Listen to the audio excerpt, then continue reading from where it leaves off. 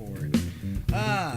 So I'm talking and I'm talking. Yeah, I'm talking over the open credits because I can. How's it going, everybody? This is Solar Gray, the Cinematic Sorcerer, and welcome to yet another episode of Bust a Recap. And it's good to be back, you guys. It's good to have you guys back. Honestly, it's good to be back. I gotta say, it's good to be back on this show because this is actually one of my favorite shows to do. As I said, I am Solar Gray, the Cinematic Sorcerer. See, it says so right there because I put together new title cards for everything. And for those of you guys that don't know, this is the show where we talk about spoilers of stuff that we're watching on Netflix and various other streaming services, just in case you guys haven't gotten around to it. Why are we so far behind? Because we do stuff episode by episode for you. And of course, with me today is my good friend and compatriot. Hey everybody, how you doing? It's Licensed Hench here. That's right, Licensed to Hench. There we go. See, yeah, new title cards, new stuff. I figure after the dragon attack, I had to make sure that everything was going down properly and getting the angles and all that stuff right. But it's a thing. It's a real thing. So, how you doing, man? How you've been gone for a few weeks? Yeah, I'm doing better now. I was down for the holidays, and then I guess over the holiday break, I picked up the that nasty cough that's been going around. So I pretty much spent about a week and a half just hacking and wheezing. So feeling a lot better now, but I may occasionally cough on air. I apologize for anyone whose eardrums I blow out. I'll try to turn away from the microphone. You're fired. You're fired. I'm done. You're going to show up here just getting over sickness. You're supposed to be over the sickness. You're not supposed to be here coughing into my mic and infecting anybody else that comes down here. Well, I was actually laughing because it seems like I've been getting about 50% better each day.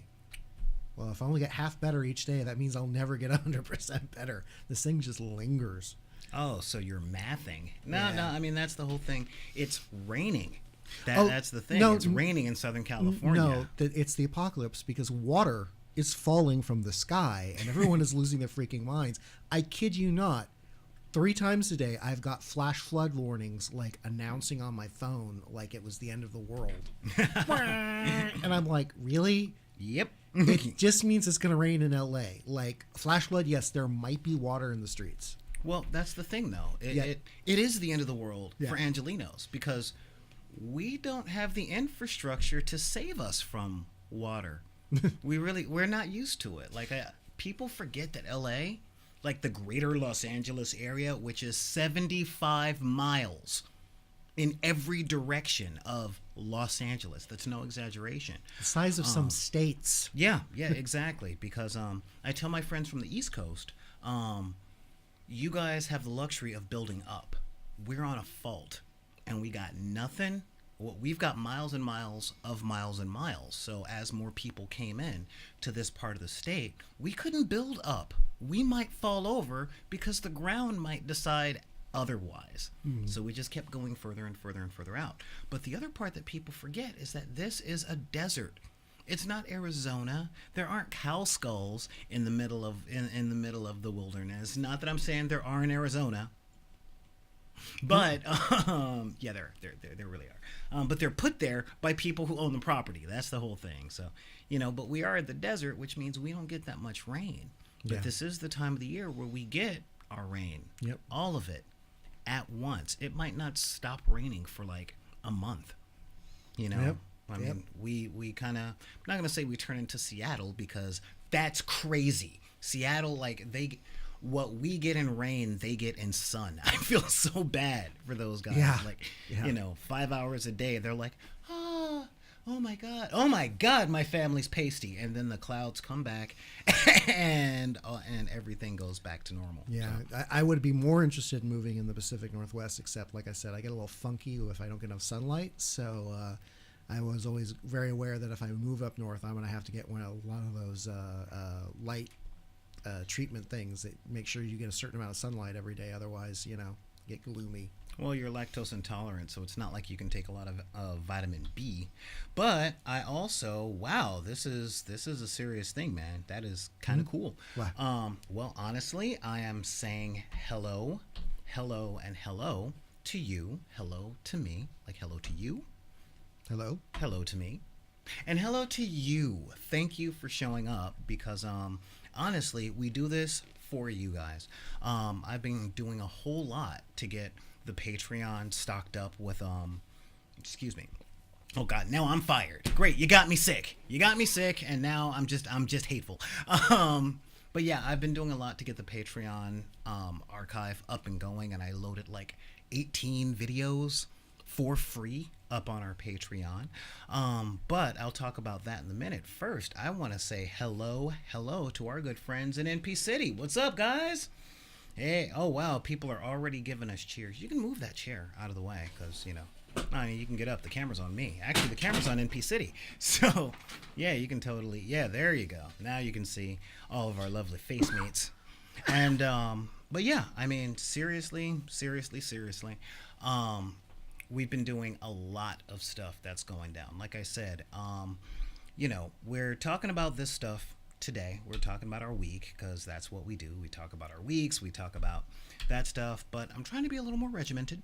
Just a little bit more regimented in the ways that I'm running this place. So I would say I pay the cost to be the boss, but yeah, if that were the case, I would have had this place like better a long time ago. However, we've got a lot of stuff going, but I'm putting this out there to you guys. If you guys want to join us or talk to us about any of the stuff we're talking about, feel free to do so at backinthedeck@gmail.com. That's BACKINTHUDECK. I'm going to do so better at that at gmail.com. Check out our old archive over on YouTube. That's where I'm going to be putting up like our quick video logs and all that stuff when I go, I was thinking about this. And then you guys get to tell me that I'm the genius that I am and I'm so well thought out and my arguments are perfectly logical in the comment section on YouTube because that's what it's for, right? Or you can follow us over on Twitter at Back in the Deck. That's at sign. I like saying ampersand, but that's not what that symbol is. And that's at Back in the Deck. That's at BACKINTHEDECK. And feel free. Actually, I'm just asking, please join our Facebook group, Deckers on the Book. We got a lot more people joining from a lot of different other streams.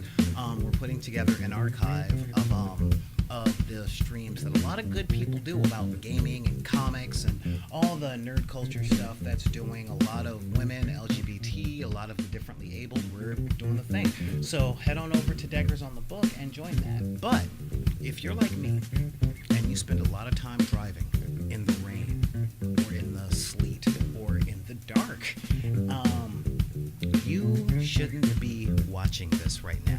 You should be watching the road. And since you should be watching the road, you can totally put us on right now and just don't look at what we're doing. But let's face it, we're just too attractive for you guys not to do that. So you can listen to us over on SoundCloud. Hey, you guys on SoundCloud? Yeah, that's the whole thing. And that's at SoundCloud/BID_P. And follow us on the Instagram. That's at Back in the Deck. I'm sure you're sensing a theme here. Now, as I said, we're doing a whole lot of different things. If you guys want to help us out to do some stuff to keep the lights on, that would be awesome. What we have is a GoFundMe. GoFundMe up, and it's at we've got $475 of $600, but I have to change the goal on that just to make sure that we can pay for our equipment properly. And if you go, but you know what? You guys seem like you're doing all right now. How can I help you guys out in the future in case you guys need my help as a decker in the future? I'm glad you asked. Because you can head on over to the Patreon. I told you I was going to be talking about that. And we got a bunch of stuff up there on the Patreon. We've got, let's see here. We've got our episodes of Game Gallery and more Game Gallery and a whole bunch of stuff from the archives. And for as little as $1 a month, you can totally help us out. And of course, there are tiers, so you get swag, like the stuff that we make. And of course, matter of fact, let's go see what's going on Deckers on the Book. Oh, look at that. That's our Facebook group. It's me telling you guys about today's thing. And boom, a whole lot of archive stuff. So that's what we got going over there. So, like I said, if you guys want to help us out on that, that's cool. I'm still working on the merchandise store. So, as soon as we get the merch store up, I will send you guys links to that. All right? So, with that, I'm going to say, wow, our music is doing the thing. So, yeah. So, thank you guys very much on that. And yes, I'm going to be doing this at the end too. I totally forgot how to get my real-time clips going.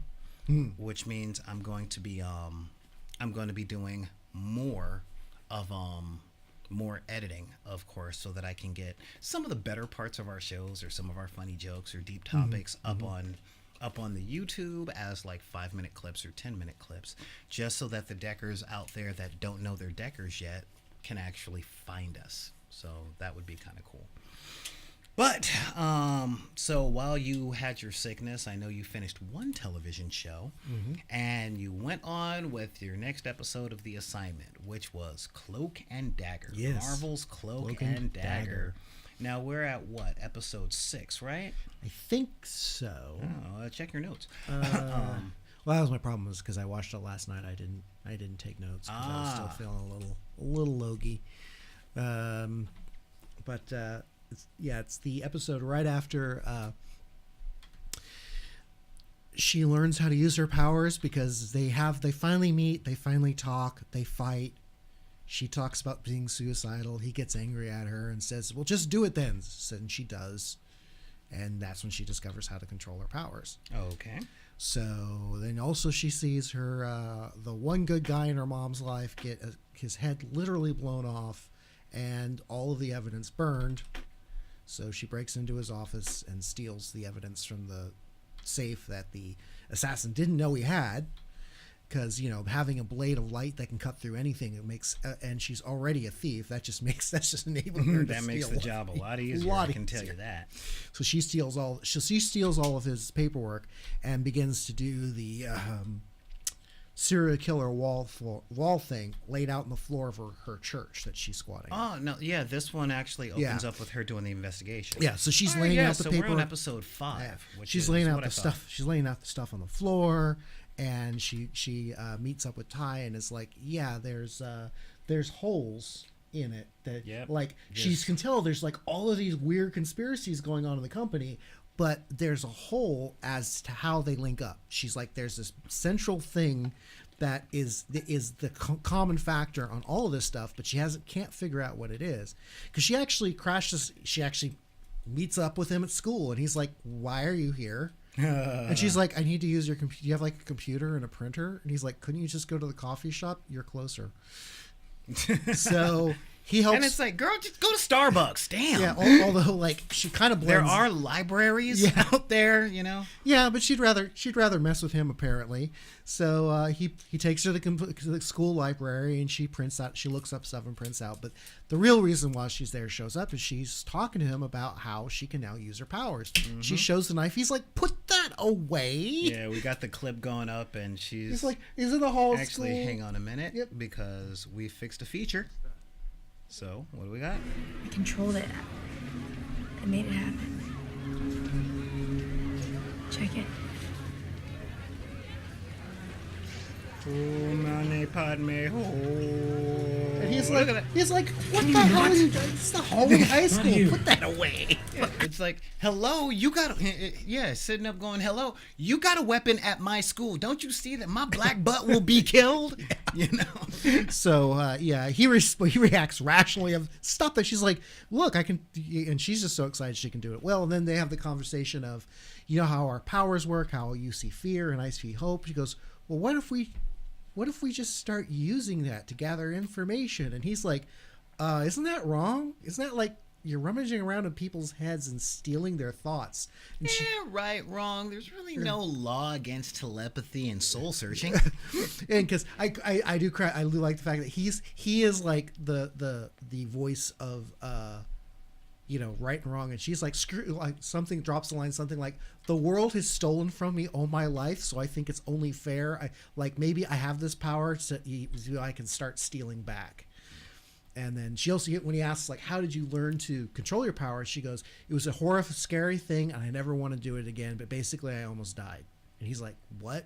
She's like, you should try it. And he's like, what? What is your... Yeah, just go ahead and kill yourself. Yeah. What, kill yourself, but not. Yeah. But yeah, kill yourself. And then this episode focuses on the big game because they're actually going to go for state finals, and he is his basketball buddies are happy because they're going to the finals, because that's part of the reason why they locked Buddies. Yeah. You talk like we didn't cover episode 2 where they beat the crap out of him and locked him in a cage. Well, they're actually all nice and happy because they're going to finals, and they're like, "You're doing really good," and he just looks at him kind of blank face and goes, "I guess that time in the in the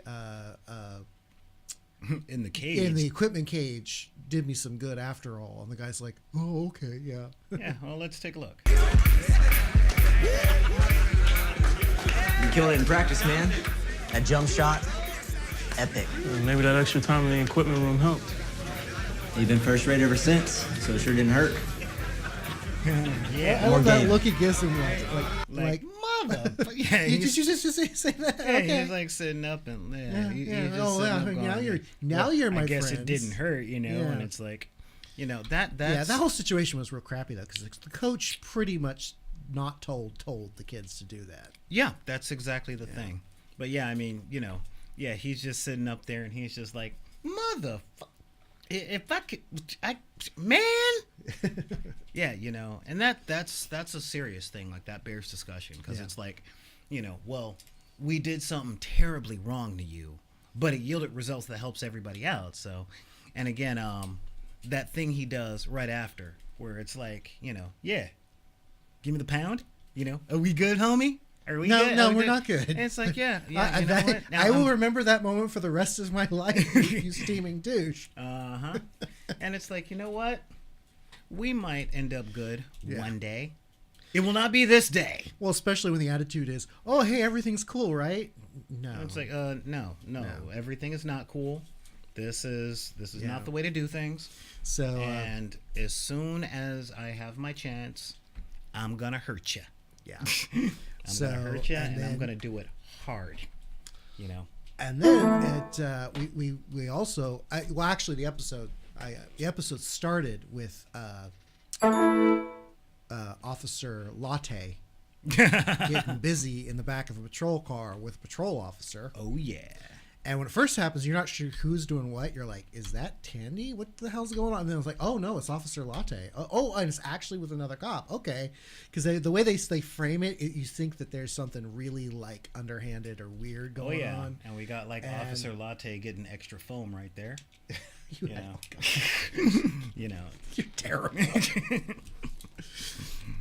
So I didn't actually go back to see if that was the uniform officer who handed her the coffee cup from the earlier Actually, yes, it episodes. was. It is. It is. It Yeah. is. Okay, so they Yeah, continue. he's just sitting up like, I did Officer Latte. Yeah, I'll take extra whip. And Yeah. then Ty actually goes to talk to her and has a very uncomfortable conversation with her in the precinct, nervously looking around to all the other police as he's explaining to her that there's the cop that murdered his brother is a dirty vice cop. And she's like, he's like, can we talk about this somewhere else? She's like, I would have if you had told me the topic of conversation. But he clues her in, and she's like, "There's no." She goes, "There's nothing I can do about your brother's murder. He was covered and buried at the highest levels. Like, that's done." He's like, "Well, maybe you can get him for something else." And she's like what? Well, he did say he stole a key of cocaine from the evidence locker and bragged that it was 98% pure. And she's like, "You heard him do this?" He's like, "Who was he talking to?" You what? Well, I was kind of in the trunk of his car at the time. She's like, "Did you see the guy who's talking to you?" No, it was really dark. And then I went home covered in cocaine. Yeah. So I felt like a teenage Dr. Roxo. It just was not a good night. So that puts Officer Latte on the case, and she begins looking into things, and she's like, it's real interesting. 8 years ago, all the other drug dealers in the city died. Kind of funny that they were all died or busted by this one cop, this one vice cop, who no one seems to know because he's undercover and like hidden. And the cop she's talking to is like, well, yeah, we call that the devil you know, which is because all the violence and shooting went down and there was less gang wars, we just turned a blind eye and let the drug kingpin do his thing because he didn't make waves. And she's like, yeah, but the amount of product hasn't dropped. All this vice cop did was set up like a single guy's empire in the city. And he's like, why are you interested? Well, I'm trying to make a name for myself by, like, if I can bust this like kingpin, that'll put me on top. And she's spinning it like she doesn't know the vice cop is responsible. And he's like, now, well, you know what's interesting about that? Mm-hmm. You said, that makes this one The Devil You Know, which is the episode of next week's Daredevil. Ooh, interesting. A little bit of, yeah. Oh, look. It is foreshadowing across the Marvel television universe. Oh, God. Anyway, go on. So she's on the case, and she actually starts leaning on the Tandy's boyfriend, who's still in jail because he couldn't make bail because he foolishly donated all of his funds to an unworthy cause. And by that we mean, because it's been a few weeks, by that we mean he donated all of his ill-gotten gains to Tandy, getting her out of town for $10,000. Which she didn't leave, and and the cop is now explaining to him that Tandy's not in trouble because the guy she messed with made the problem go away. And he's like, well, it is spaghetti night in jail, so I won't want to miss that. Well, good for her. Yeah, so totally good for. Oh, and she's still in town. Uh-huh. Oh, well, that's great. That's yeah, that's fantastic. Really did a number on. Really screwed him over doubly. So, and so Latte Cop leans on him hard and gets him to give up the name of the drug dealer or one of the clubs, so that she has someone to follow up with. She later on in the episode busts the drug dealer at the club and is pulling like little packets of cocaine out of various parts in her bra or whatever. And she goes, oh, well, that's all for personal use. And she's like, are you kidding? This would kill you. So finally she like leans really hard on the drug dealer, who's like, look, when I run out of product, a messenger shows up and gives me more and takes the money.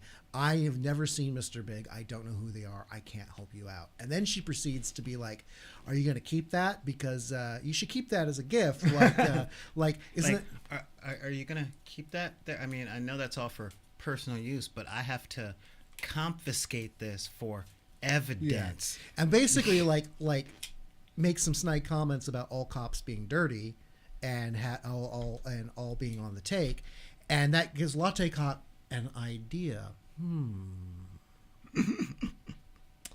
Now, this next, and then the scene with her that plays out, it's a little hard to read because it then cuts to her in one of the evidence lockers snorting cocaine off a countertop loudly. And I'm like, oh, Latte Cop is a dirty cop too. She's just less dirty. And I was like, well, I'm a little disappointed in her. Okay, I'm sorry to tell you, man, but you don't go from New York to Nolans unless you did something real bad. Like, real bad. Yeah. New York is bad enough, okay? And I mean, to our boys in blue out in New York, to the policemen out there that might be listening, I got nothing but respect for you guys because that's one of the hardest jobs in the country. Not police officer standard, but police officer in New York.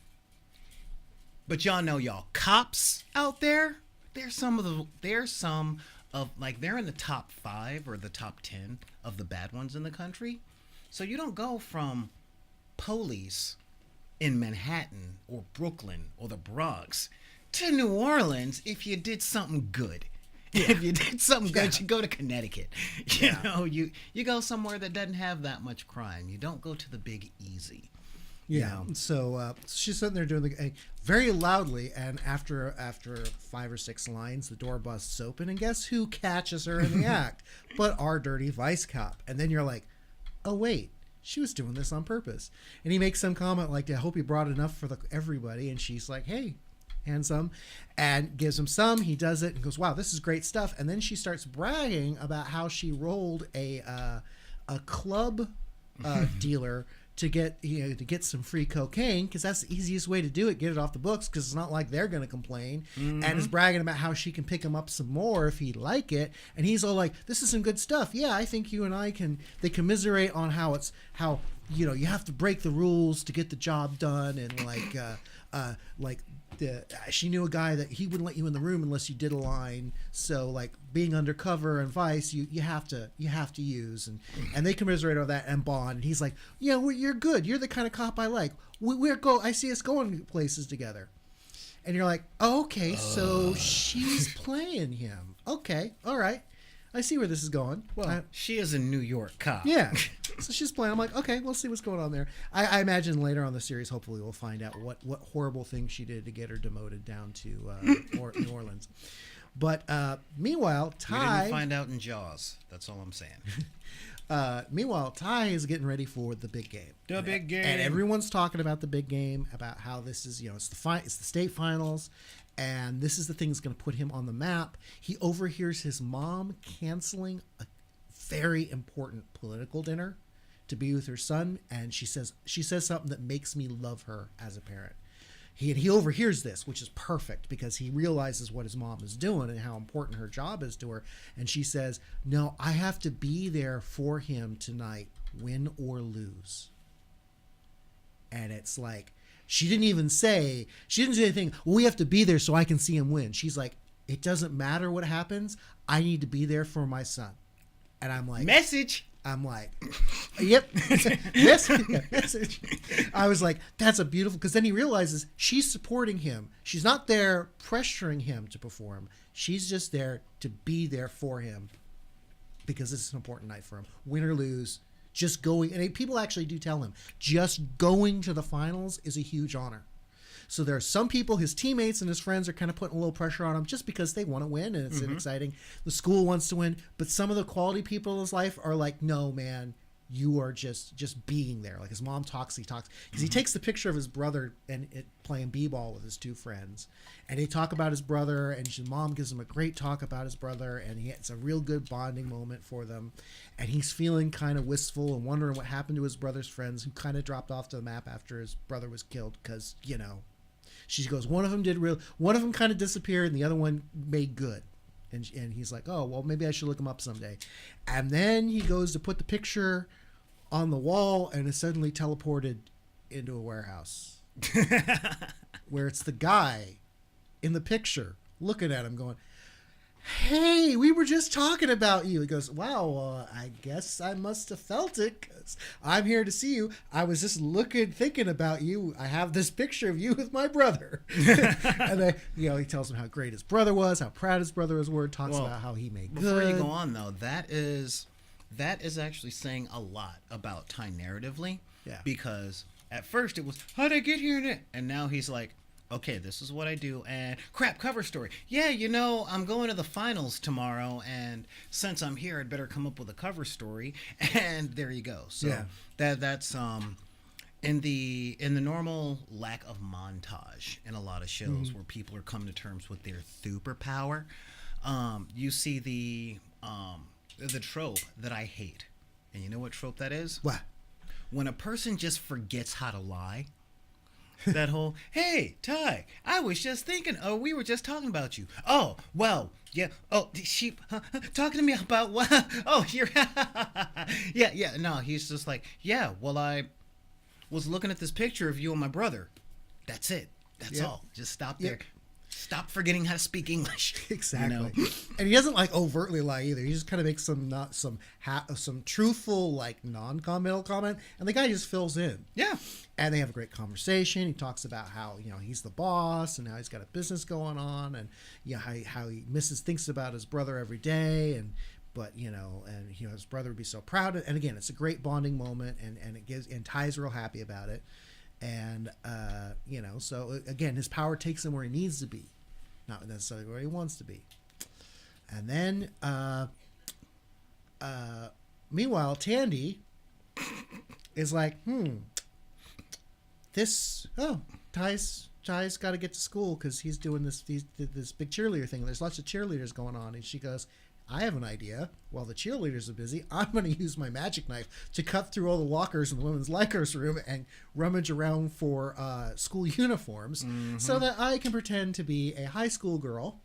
Because she figures out in looking at the social media pages of the 3 executives she's currently stalking that they like to be around expensive girls, i.e. professional call girls. Yeah.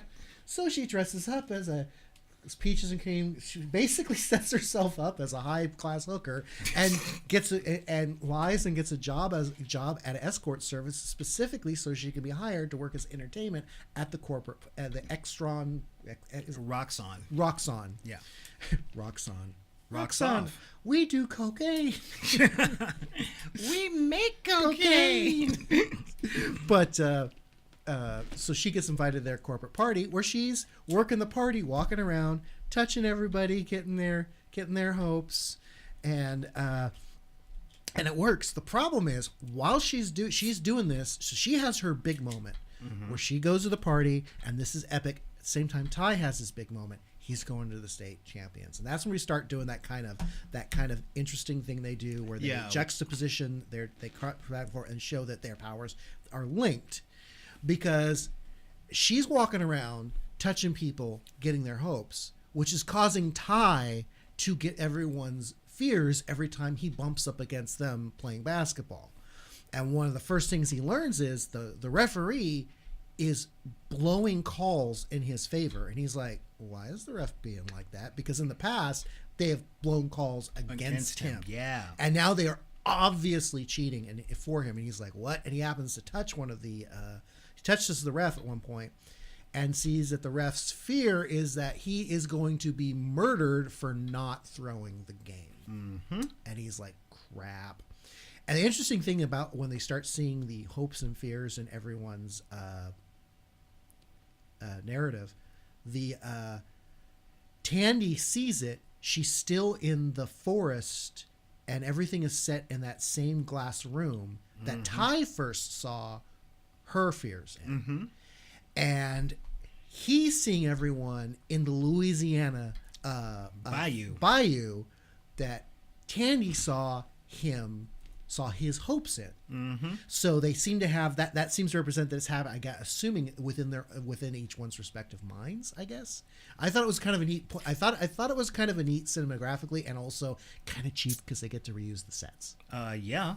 So it was, but it's kind of cool because it ties back into the fact that it is they're seeing the other people's fears and hopes, but they're seeing them inside their mind, i.e. telepathically, instantly, so that, there's a funny thing. It does show that when Ty does it, it causes people to be a little discombobulated. They're like, what just happened? And because they're experiencing a flash of their greatest fear.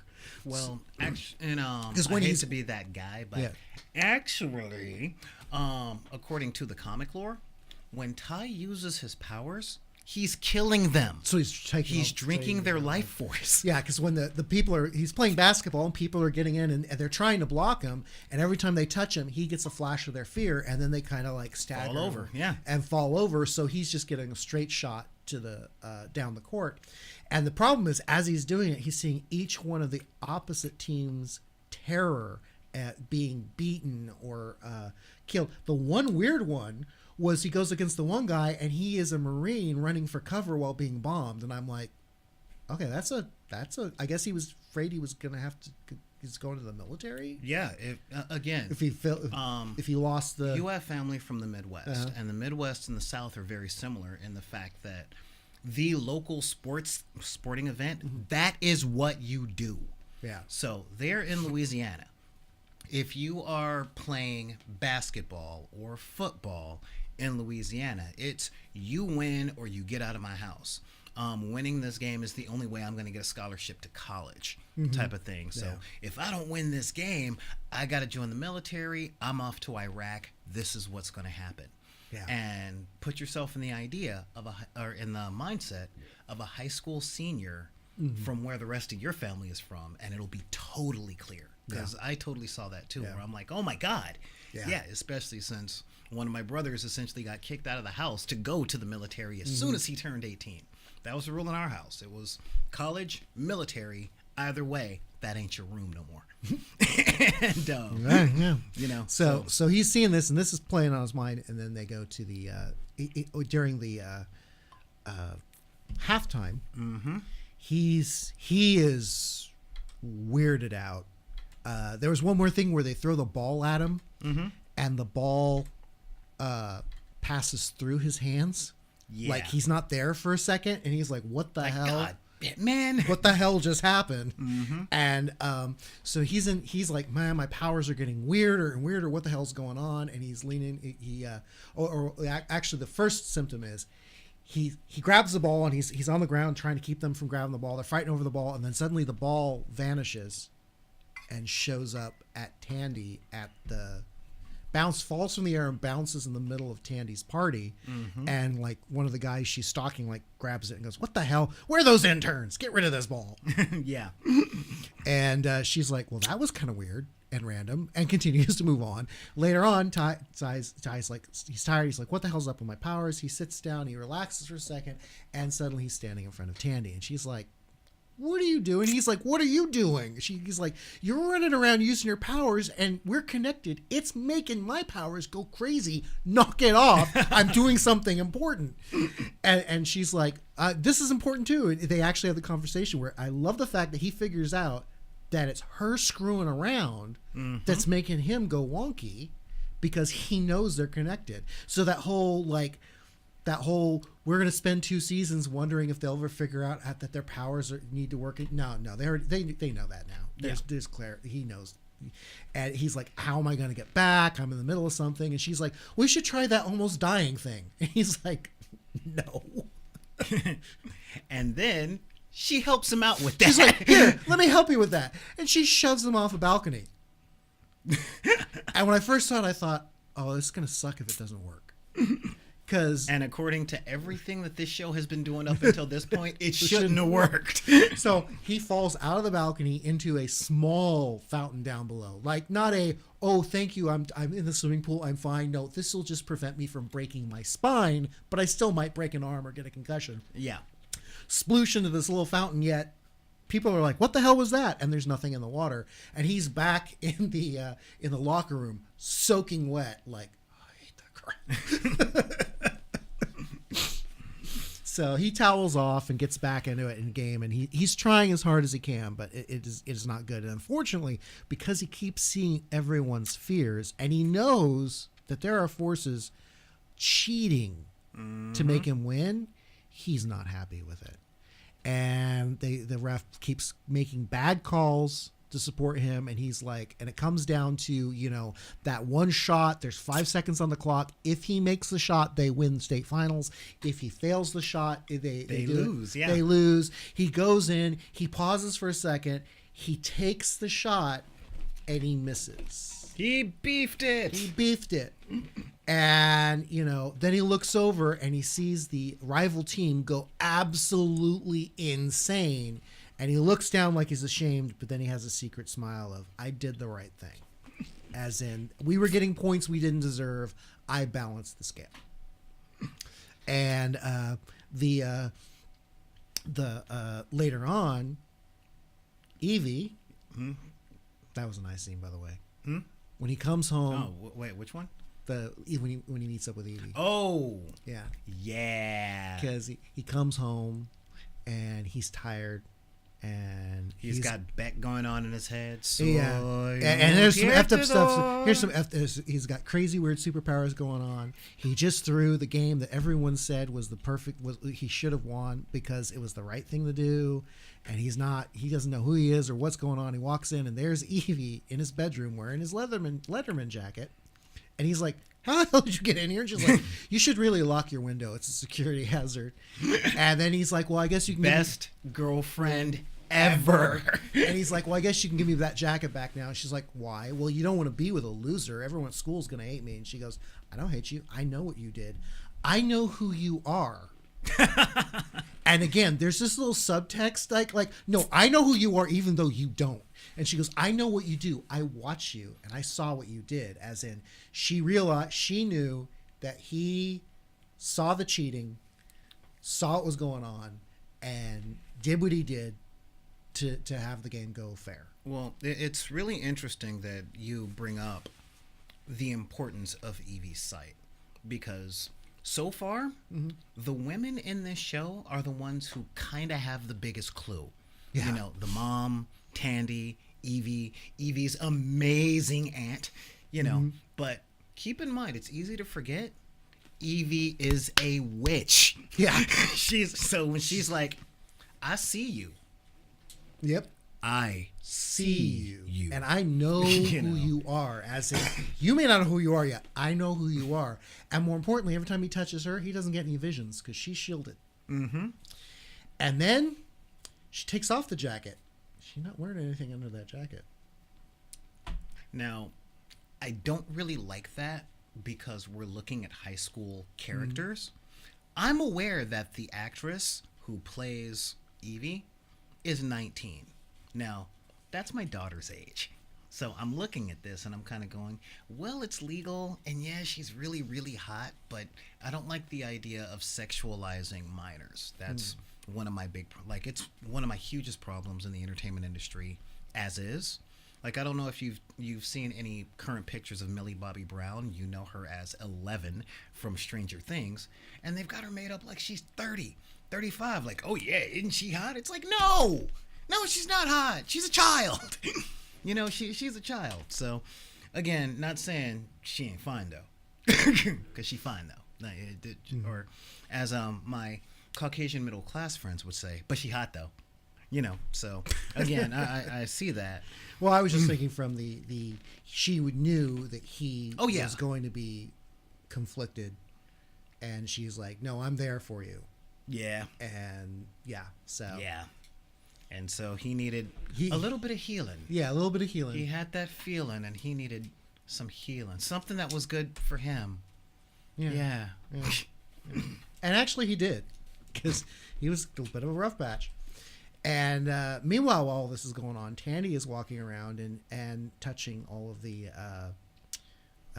people in the room. And now I actually think about it, because they all like smile and light up and look at her like, oh, hey. And at the time, I was just thinking, well, it's because, pretty girls walking by and casually touching them. But she's also healing them or curing their... That's one of the big things. In the comics, daggers actually restore people's life points and cures them of drug addictions. So in the show, they're not going to do the dare message where the two kids originally came from, but he knows their fears and he eats their life force, and she understands their hopes and restores theirs, which hopefully by season 3, if they get a season 3, it's going to be one of those, their relationship is either symbiotic or codependent depending on who's writing, because if Ty starts starving, it doesn't matter where the source of life comes from. He becomes kind of Galactus for people. And she can sustain him because she's just putting off more life energy just all the time. More life. So those two are like bright and darkness, or light and dark, life and death type of thing. Yeah. And when he gets on a justice kick in the comic books, it is glorious. It's you are a jaywalker. You stole a pencil. And she's like, Ty? And he's like, what? I'm hungry. Have a Snickers, baby.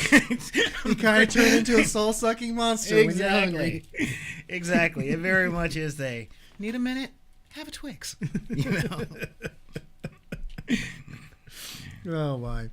So she's walking around, and that's where you start seeing so she targets her 3 big execs, who are the 3 big conspiracy guys with the unknown link in between them. And you get to see their hopes, which are weird little metaphor plays. And the first one is kind of, again, it's all set. The first one, guy walks into the glass office, and he's got 2 sexy women there, obviously there for him, and he sits down in the big chair. He's at the big desk, and there's some random dude who is his butler holding a drink for him, and we're like, okay, well, this guy obviously wants to be the man in charge. Random dude, though. Yeah, I know. Well, when we first see it, it's a random dude, and then the next person is same room, big office. This guy's in the big chair. He's making the big phone deals. He looks up, and right across his desk is a giant art piece where that same random dude is like melted into the paint and held captive. So he gets to stare at this guy held helpless all day. And we're like, oh, well, this guy is like someone they all wish they could control or they hate or they want revenge on. So this guy is obviously their it's boss. the boss. It's their It's boss. like, oh, that guy must be the boss. And then the third guy's sitting in his chair as the boss guy crawls underneath him and he leans back and does that thing. And she's like, holy crap. She gets a look. That one actually gets her to blanch a little bit. Like, okay. Like, what am I looking at? Okay. And this is the American dream. Yeah. I think I'm gonna follow Fish. That's what I think I'm gonna do. So when Ty teleports to her and they have a conversation and she's like, there's this mysterious guy who's in all their hopes. Like he's the guy. I got to figure out who he is. And they're talking and Ty's talking about it. And oh look, there he is right there in that photo. And this caption says who he is. And she remembers who he is. He was the guy who came to her house and took all her dad's things. He was the guy who destroyed her family. He's the guy responsible for it all. And she sees his name, goes back, checks paperwork later. Does she touches herself and then see that guy drawn and quartered at that point? Yeah. So she looks at all the paperwork and she finds more evidence on the paperwork that this is the guy who actually signed off on it and everything. So this is the guy, and she like prints out his picture on the pad and puts it in the big hole in the middle. So this is the dude who is the center of all the conspiracies. He's Mr. Big. This is where all He's of the boss. pieces of yarn are going to point. Yeah. So he is the one ultimately responsible for everything. Everyone else in the company is culpable and accessories, but he is Mr. Bad. And now she has a face, and she has a name. And while she's at the party, she has a random conversation with a woman, thinking that she's having too much vodka, but she's like, "Oh no, I have stage fright. I got to go make a speech." And she gives her some little pep talk, and it seems to be a throwaway moment. Foreshadowing. Yeah. You know, even watching that as the viewer, I'm like, "Oh well, yeah, well that's going to come up later. That's going to be an important moment." Not that it's obvious. Yeah. So I call it, that would be Chekhov's pep talk. Yeah. So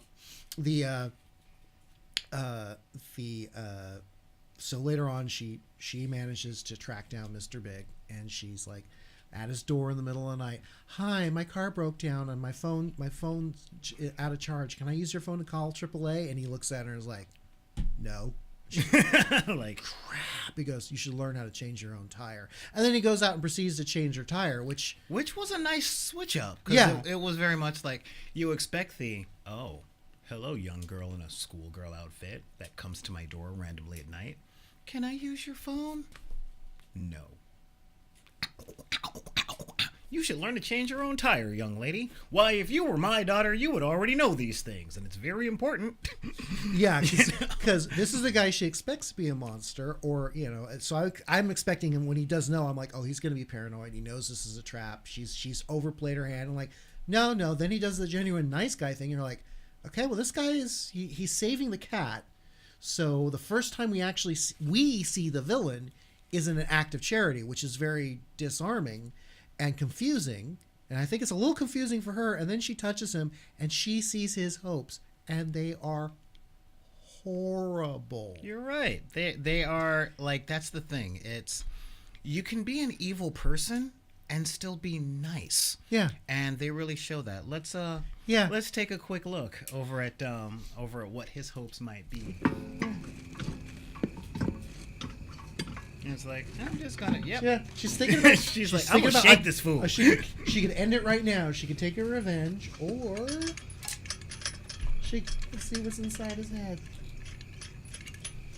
Now, for those of you guys watching on SoundCloud, we're doing that thing, and we're taking a look at this whole gig. So yeah, she's going out to touch him, and oh look, it's that bright day where Ty was trying to commit suicide by cop. And this is different because now she's at the waterfront. Normally she's been at the corporate office. And this guy's opened up lobster traps. Again, Louisiana. Lobster thing. And full of money. Cash, and Look he's at the going- money. So he's going lobster. He's going crabbing. Lobster traps full of cash. Yep. She's like, what the And hell? he's This like, is "Hey, a weird what's the- thing." yeah, And he's yeah. like, oh, look. Oh, it's a dead guy. Those lobster traps are dead oil workers who he's rifled through their pockets with a cash. Oh well, they're dead. But yep.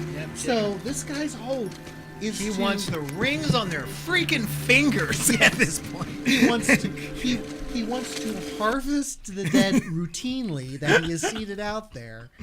And then to make matters worse, one of the guys isn't quite dead, so he murders him and she gets a name. Yeah. I mean, it's very much I'm not dead. Shh. Just give me the money.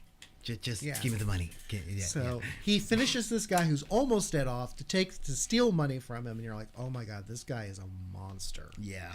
Because it wasn't just that it's not just that he's robbing from the dead, he is harvesting them, which means that they are he's routinely setting up these things to happen to harvest these men's. Well, when you think lives. about it, he puts himself in a position to profit off of what they're doing, and then he gets insurance money on top of that. Yeah.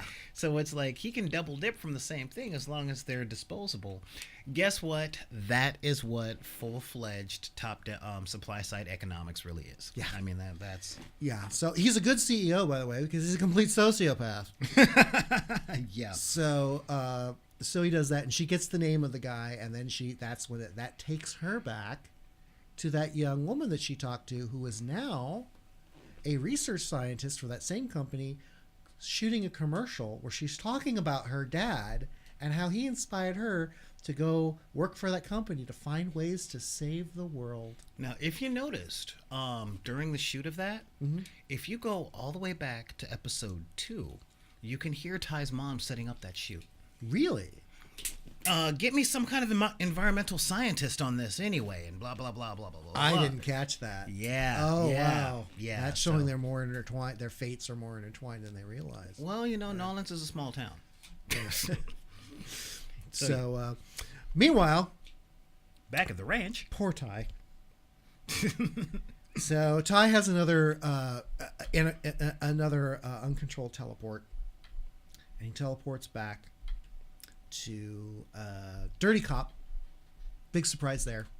That seems to be on his subconscious, so he keeps it teleport just in time to catch Dirty Cop having a conversation with his brother's best friend in his new business, complaining that a policeman rolled one of his club dealers and that they have an arrangement and that's not supposed to happen.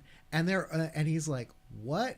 And then ever since you shot my boy, and he's like, and Ty's look on his face when he finds out that his brother's best friend is in bed knowingly in bed with his brother's with the dude killer who killed his brother. Yeah. after they'd had that moment.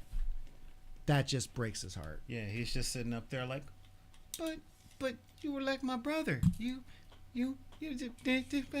and that's an interesting thing about Ty is the way his character is being written. It's like the writers are specifically going, angry black kid, yes.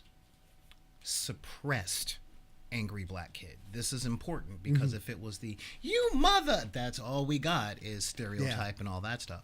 So he really exemplifies ghetto rage, where like it's so much inside you, but you don't know where to put it because expressing it will substantiate any stereotypes about the angry black kid. Everything that you do will get you in trouble, but like it's in there, so where do you put it? And most of the time the answer is booze. Yeah, so he, and then you get to hear the argument between Dirty Cop and his brother's friend about how that, like, you don't tell me what to do. He's like, You're not my real dad. I don't work for you. Like, with this arrangement can change at any time. Yada yada yada. But now we found out that one drug kingpin is somehow his brother is a big part of that organization. Whether he's the actual main guy or just one of his lieutenants, we have yet to see. I'm assuming it goes higher up the food chain than this. Mm-hmm. But that's sad. It really is. Because like when he says after you shot, High hears that and he's just like, oh, this is why we can't have nice things. Yeah. So all in all, like, what would you rate this episode? I actually really like this episode. So I would definitely give this a solid 4 of a kind. Wow. Yeah. Seriously. Yeah, I like this episode better than the one before it. I'm almost as like this one as much as the first one, just because they show them dovetailing, and more importantly, the characters are smart. Yeah. Like you said, the characters they don't do the stupid thing like, oh, I got caught out and I've forgotten how to talk or lie like a human being. Ty's like, I got this, I'm covering, and just rolls along. You get some, and also the fact that they're not in denial about their powers. Like, she's happy her powers work, so look, I got control of my powers. First thing I do, use them. And use them to further my agenda. And I'm like, okay, good. And then even if it means I use them irresponsibly. And then he's like, my powers are going crazy. It's your fault. I know I can feel it because we're connected. So there's none of that denial about. Yeah. And she's like, oh no, it's real easy to control your powers. Just almost die. And he's like, what? Boom. Yeah, it's very much oh no, I know this works. You know, there could be other ways. You're right, but how long is that going to take? So yeah, take a header off the balcony. Both of them, her on purpose and him on accident, dramatically further their knowledge of the situation. As in, each of them now has the next person up on the ring of the conspiracy of their lives that they're trying to figure out. Right. So we're advancing the plot. They're growing as characters, and we're not doing that stupid will they, won't they. We gotta have that, we're teenage drama angst for the purpose of angst. Like, no, we're getting right to the superheroing. Yeah.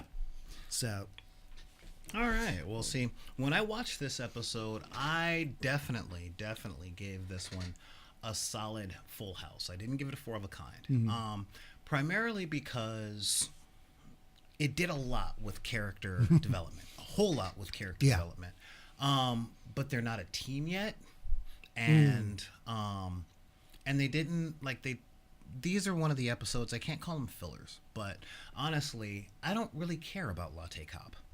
I don't quite understand what she's doing, and I think the problem in the writing is what she's doing is she trying to catch bad cop? Is she trying to? I just don't know. It's not clear. It's not clear enough. I see that, to take a look. They broke the formula of the juxtaposition between the two of them for like the first 20 minutes, and that was jarring. Because every episode from the beginning until this one is he does this, she does this, he does this, she does this. And you're getting an A story and a B story that are absolutely obviously connected to make a giant A+ story, and they didn't quite get around to doing this, or at least I couldn't see how they were doing this until maybe halfway through the episode. Yeah, because we added C story of Latte Cop and what's her deal and why is she here and how does she fit in? How does she fit into this pattern? Now, all that being said, everything that they shot, including the stuff with Latte Cop, was very well done. Yeah. It was very well done. The story was compelling, and that's why this didn't get the 4 of a kind from me. Primarily because, okay, I don't care about Latte Cop. Okay, now I kind of care about Latte Cop, because Latte Cop has had a moment with Tandy, and now she finally has a moment with Ty. Yeah. But that took way too long. It should have been the next episode, not skip to. Yeah. And then we didn't really check in on a lot of other characters. Like, we got a lot of focus on Tandy and Ty. I'm good with that. But we didn't get a whole lot on the awesome aunt with a 3D printer. We didn't get a whole lot of, we needed some more mentor moments, if you will. Some moments with voodoo priestess aunt, desperately needs 12-step mom, or thrown myself in a corporate lifestyle mom. One of those three. Yeah, we haven't checked in with mom after finding out that her boyfriend was murdered. Yeah, exactly. And I guess we haven't checked in with mom because mom's entire thing is unconscious or on she's probably in the worst bender she's ever been in. Yeah. So, yeah, Tandy's probably straying far because we saw where Tandy was like having that moment of, oh God, I gotta tell her, because she's like, why aren't you returning my calls? I don't know if I can tell her. And knowing Tandy, she might not have. She just might have walked away and not said anything. Right. She might not have wanted to deal with her mom. Right. So we don't know. We don't know. We don't know what happened there. That was kind of left up in the air, and that seems like an important thing to touch on. Yeah. So yeah, you've got a really good point. The fact that they haven't given us closure on that that poignant ending scene, or even just the next step in Yeah. that story. Like, I don't need closure. I'm just kind of like, you got a plot thread dangling right there. Could I just kind of like dangling there? Just Like, kinda... is Tandy's mom and is Tandy's mom like? Is that going to be the moment that puts her to rock bottom and sends her to rehab? I mean, Right. Like, come on, guys, give us an update. Yeah, you got to give us a little something on that. So, all right, but all in all, I'm still digging it. Not gonna lie, I love this show. I am waiting for season 2. Yeah. But so we are on to the devil. Now we only have a half hour left because I'm trying to keep this tight at 90. So I'm just gonna give a quick rundown because a lot happens in episode 5. A whole lot happens in episode 5, and it's a thing. Now this episode opens up. This episode of Daredevil, season 3, episode 5. Opens up with a very interesting thing, and we open up with Dexter totally doing his morning routine. I get up, I focus, and for those of you guys on SoundCloud listening, it's showing his very obsessive compulsive, very regimented kind of thing. In the morning he's got 2 coffee cups. He has to adjust the coffee cup to the They have to perfect face the same way, and it's easy. And then you get a picture of the suicide center, and just to push the point, they go, "Look, cute redheaded girl," and he's standing there like Charlie Brown. Isn't that fun? But we know he is a star FBI agent. Oh, that was a nice little scene. And of course, he leaves his apartment. Because when he closes the door. However, you missed that bit. Oh, he closed the door, and it's like he closed the door, his perfect picture falls, and he comes back and he fixes it. Did he hear it? Does he know? We don't know. But when perfect picture, when he closes the door and it falls, that shows that his highly regimented and highly focused world is not nearly as stable as it appears. I'm glad that you're noticing the visual storytelling. Yeah, on like that. Suddenly that's like, oh no. Yeah, that's Hitchcockian there. The picture goes sideways. That's very okay. Everything is neat. Everything is regiment. He has 2 of everything. They're all facing the same direction. Now I'm going to work and okay, this guy might be crazy. Yeah. This and then they put the hammer in that. They put the nail in that coffin by. It slid down the wall a little bit when he closed the door. And if you guys have a chance to see this for yourselves, of course, it's on Netflix and all that stuff. If you notice, that door had a lot of locks on it. Yeah. Paranoid much? A whole bunch of locks on that door. And, but when they did the whole door lock and all that jazz, because it fell sideways. The picture fell sideways, but he was gone. He wasn't in the room. So it's like he knows the door. He knows the door, knocks the picture sideways, or he heard it, or he sensed it. We don't know. Well, but again, that from a film analysis point, that's also obviously a symbol of his internal mental landscape. Yeah, of course. That if we take a good look at this, we've got a chain lock, a deadbolt, a second deadbolt, and the actual door lock. The door lock, and the door lock that stops the handle. So he's got 5 locks. 5 locks on his Yeah. door. And that also, And, you yep. could very easily argue that that door is also representative of his mind, the walls he holds between the outside world. Yeah. And oh look, it's broken. No, I'm gonna reach in and straighten it out, which means he is just a hairbreadth away from complete insanity. I'm glad that you noticed that, because that is what this episode is about. In this episode, it pretty much opens up with him doing that and going in to talk to Fisk, or going in to do his morning thing. So he has to take the Kingpin as breakfast. And in this episode, the Kingpin gets a file. He's like, who is this Poindexter? Who is this? Who is this? And you get to have the background on the Dexter character.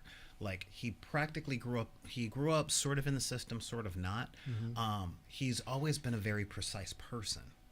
And when he was 11, he didn't like the pitcher on his little league team, so he hit the ball precisely hard enough and in the perfect place to kill the kid with the baseball. Yeah. Seriously? Don't you love this face? Yes, he did his first kill at 12 years old at a little league game with the bat and ball from the mound. The pitcher kid went woo, and he went ding, dead, home run. Ain't nothing but a thing. And Oh, hey there, Damien. You're starting to be a nice little sociopath, aren't you? yeah. Wow. Yeah, and sure enough. Now, for those of you guys that have read the comics, yes, this is Bullseye. They're now making it very clear that this is Bullseye, Daredevil's arch nemesis in the field. His superpower? Precision. He can make anything a weapon when he throws it. That includes paper clips, baseballs, glass shards, his own fingernails. Yeah. Yeah. So you just rip out your own fingernail and throw it. Okay. Yeah. Now, don't get me wrong. In the Ultimate Universe, Hawkeye from the Avengers, the Archer, Can do the same thing. can do The that same too. thing, yeah. But Bullseye is like a totally different level. When he Hawkeye, Bullseye, there's Yeah, Oh, exactly. completely different characters. Yeah, exactly. I was expecting Alan Alda myself, but it's an old joke, guys. Look it up. But yeah, when Bullseye came back into the Daredevil comic, when Kevin Smith was writing, it was a bad guy was talking to a dude saying what he needed done and all that stuff, and the dude is just reading a book, and you see white gloves, and he's just reading a book, and it's like, what do you think? And the dude flicks a paper clip, it does 5 bank shots off of the wall, and then grabs the page in the book perfectly, and he closes it saying, we might have a deal. Okay. Yeah. Just to... You can't kill people with math. Yeah, he just did. Yeah, exactly. And Fisk is kind of going, yeah, this is fascinating. Now, this episode is split between the relationship between Bullseye and Fisk and the relationship between Matt and everybody else, because Matt is still messing up. But the B story with Officer Nazim, this is interesting because by this point in the show, we're seeing how a good cop, or rather a good FBI agent, turns bad. Because it's a very much, he's going death by inches, inch by inch by inch by inch. But all the information that Fisk is providing is helping the FBI out a lot. It was his idea. He's on point for all these things. He's getting his pay grade. He's getting a bunch of stuff. But the more that he's doing this, the more control Fisk is having over his life. Yeah. You know, and it's like, No, you're being very successful because I'm helping you. And I can easily take it all away. You know that's coming. Oh, yeah. You know it's coming. But the second part about this, the relationship between Matt and everyone else. Now, Matt has essentially talked to Foggy and went into the prison in the last episode to talk to the dude that supposedly shanked Kingpin. And that's when they went after him because they thought he was Foggy. Yeah. Yeah. And so now the FBI is checking out Matt's apartment that Karen and Foggy have been paying for ever since the Defenders, when a building got dropped on him. So yeah, they're kind of going through that whole thing, but you're seeing like a lot of you're seeing a lot of relationship stuff going down, and Karen and Officer Nazim are just, they're so just, Karen ain't having it, because Nazim is the reason that Kingpin is not in prison and in a penthouse. And Karen's like, you don't get it. This dude is bad. This dude, I worked hard to put him in prison. And you know. And, so now they're looking for Matt Murdock. They're like, hey, where's Matt? What's going on with Matt? You know? And it's like, you know what? If I knew, I wouldn't tell you. But yeah, there's, so sure enough, you know, we learn a whole bunch of stuff, but the interesting part of this story, at least the interesting part for me, was looking at the history of Bullseye, especially through the eyes of Kingpin. And Kingpin is like, who is this guy? Who is this guy? Who is this guy? And as you can see here, we've got, look at that. I have great aim. Strike two. Oh, you know, type thing. And again, because all the kid was doing was just practicing his pitch, you know. And and the coach is like, no, nobody's got that. You don't do. I've been pitching a perfect game. I'm pitching a perfect game. You don't take me out of the game. And so, of course, you know, that's, So later on, he kills the coach. That's who he hit with the ball. So the other pitcher was like, oh, well, he's up there. Punk, dead coach, done. And later on, he actually gets work at a suicide hotline when he's an adult to try and deal with his sociopathy, or his psychopathy, because he is a psychopath. This is very, very given at this point. So he's like, I realize I'm not a normal humans, so I'm going to attempt to help other humans in an attempt to figure out what I am. Yeah. And, we have a clinical term for your condition. It's called nuts. Well, one of the things that happened in his past was he got a therapist as a child. And it's important. Well, I would certainly hope so. If you hit a ball and it killed your coach, because obviously no one could do that on purpose, that would still be like, that would really mess with you for the rest of your life. So you should get therapy for that. And his therapist actually stuck with him for a long time until she had to retire because of sickness, and then eventually she died. But I had to do a lot of research on sociopathy for this season. And a psychopath is interesting because they don't exactly love, but they do form attachments, and they want to be loved. And this therapist loved him in a way that a mother would. And at risk of quoting The Watchmen, she was his only connection to this world. So when she died, he kind of broke. He didn't break, he just let go. You know. And I really want to differentiate that for you guys out there. Most people think, oh, this guy had a breakdown and there was crying, there was tears, there was this, there was that.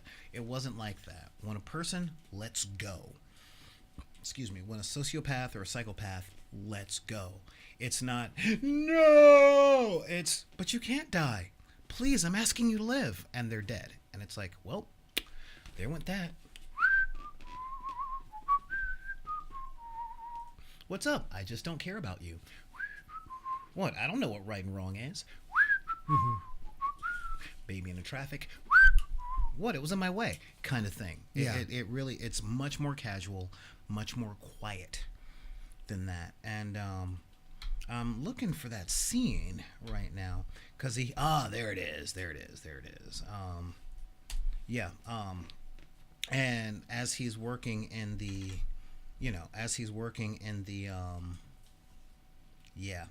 he's working at the suicide hotline. And the interesting thing about a psychopath, the really interesting thing about a psychopath is they understand human emotions. They don't have them, but they understand it. You know, And they have a great moment here where I'm gonna turn the sound back on this, but yeah, all the flashbacks in this one is really, again, how do you show a flashback? And of course they chose black and white. But yeah, if you take a look here, and it's like he's working the suicide hotline. It's like, wow. Tell me, cute Craig. girl. It's like, tell me, thinking Craig. about are you taking your thinking own about life taking right your own now? life? Okay. Yeah. Do you have a plan? All the standard questions you get on the suicide hotline. So I've heard.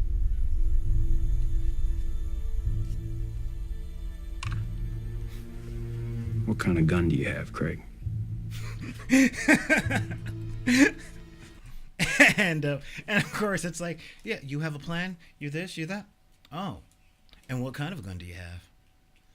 Okay, now have you cleaned it properly? Have you, you know? That suddenly went because he puts down the clipboard with all the questions and like these are what you're supposed to. And it's like, oh no, I'm suddenly very interested in your plan. Tell me more details. Yeah. So. Oh, you're gonna help me stop? No, I didn't say that. I'm just interested. Well, this is all part of the process. So tell me, what kind of gun do you have? Yeah, not creepy at all. So sure I'm enough, assuming Fisk being superposed in the background shows that he's viewing it. He's reading the files. So he's reading the files so and that's he's Fisk's, picturing everything. So this is basically Fisk's theater of the mind. Yes. Of what he's reading. And he's doing a complete psychological profile of this dude because he's like, I see potential in you, and if I see potential, that means there must be something there. So yeah. Nice. So yeah, let's take another look here. I'm familiar with the M11. Did a couple years in the Army, got real cozy with the M11. It's reliable.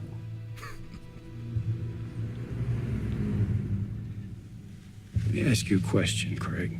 Here, let me ask you something, bro. This Yeah, here we asshole go. stepdad of yours has given you so much grief. Why take your own life? Why not? Take a deep breath, Craig.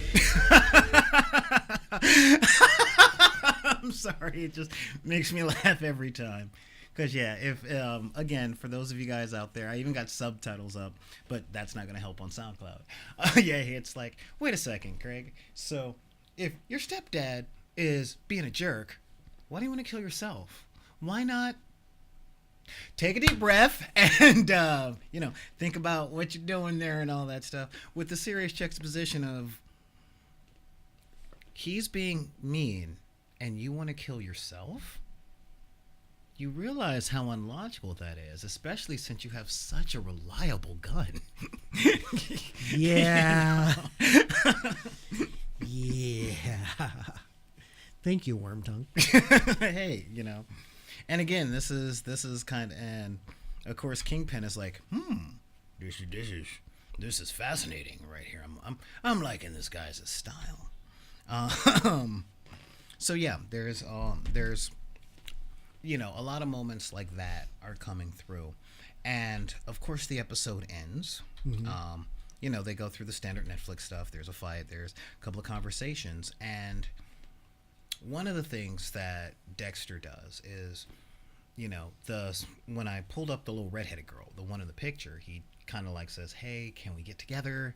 It happens, I'm in town, I'm on the security detail and all that stuff. Can we get together? What she doesn't know is that he's been stalking her for the past 3 episodes. Yeah. And he kind of lets it slip at dinner, and she's like, okay, creepy, I'm out.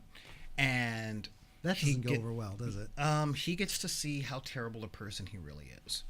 And that is where Kingpin can really, that's where Fisk can be like, all right, this is the angle that I can get the work in, because in order for somebody to literally be taken over, or their mind to be taken over, there has to be a leverage point.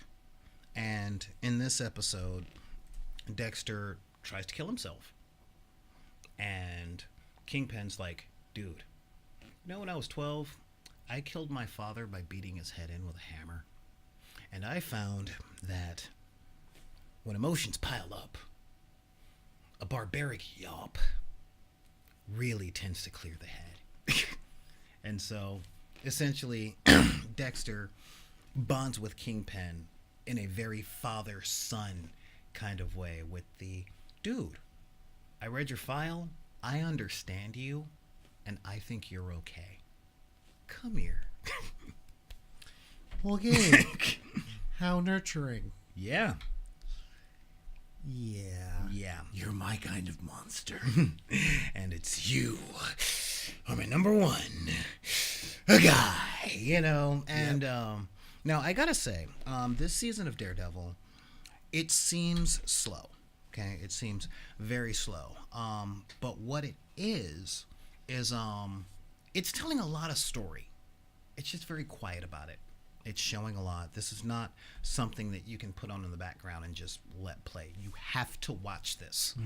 And they're taking the approach of they're making 13 mini movies. And Okay. yeah, they're hour long, but they play out like movies, which means they're not like TV. TV is the art of writing, of dialogue, of Yeah. things like that. And in this one, as you saw in the very opening scene, it's all I'm telling this story with moving pictures. Yeah. What do you see? You know, not Much enough. more Put your phone down. Watch this. Yeah, very You know? cinematographic. Yeah, it's very cinematographic. Yeah. And not knowing that going in kind of made it difficult because, you know, a lot of people like watching the Marvel Netflix shows for the fight scenes, the hallway fights, and all that other stuff. But this one slowed down. This one's like, this isn't, you really want to see what a criminal mastermind looks like. This is it. It's really slow. It's really methodical. And if you don't have patience, you ain't a mastermind. It's that simple. Which, given the friend circles that you and I run in, I appreciate a lot because whenever you see intelligent characters written on film, you end up with, I'm intelligent because either the plot says so or everyone else is written as idiots. Yeah. And Yeah. yeah, and in this one, it's like, no, everyone here is very smart. They are very intelligent. But this dude is more intelligent, and he's spending time thinking about his goal. You could tell that the Kingpin's plan has been happening since a month after they put him in prison in season 1. And they've been giving hints of this all the way across all the other Netflix shows. And The Punisher, season 1. Punisher gets thrown in jail. And the Kingpin gets him out. And he's like, if you could get me out of jail so easily, why are you still here? And he's like, I need you out there to fight a war. When I leave, I'm going to win it. And I'm like, oh. Yeah. Oh. Yeah, no, it's all You part know. of the plan. Yeah, exactly. And this is like years in the making and just piece by piece by piece by piece by piece. So this episode I had to give a solid full house to because I get the background of this Poindexter Bullseye character, and there's a lot of consequences dealing with Daredevil. Like, he is screwing over his friends left, right, and sideways in this season. And his friends are going, you know, we're close, but I'm tired of you screwing me over. Please stop screwing me over. And he's like, I can't not screw you over. It's the only way to get the Kingpin. I know. But don't think that you ain't going to answer for this later. Because we've spent last time we saw you, a building got dropped on your head. What happened?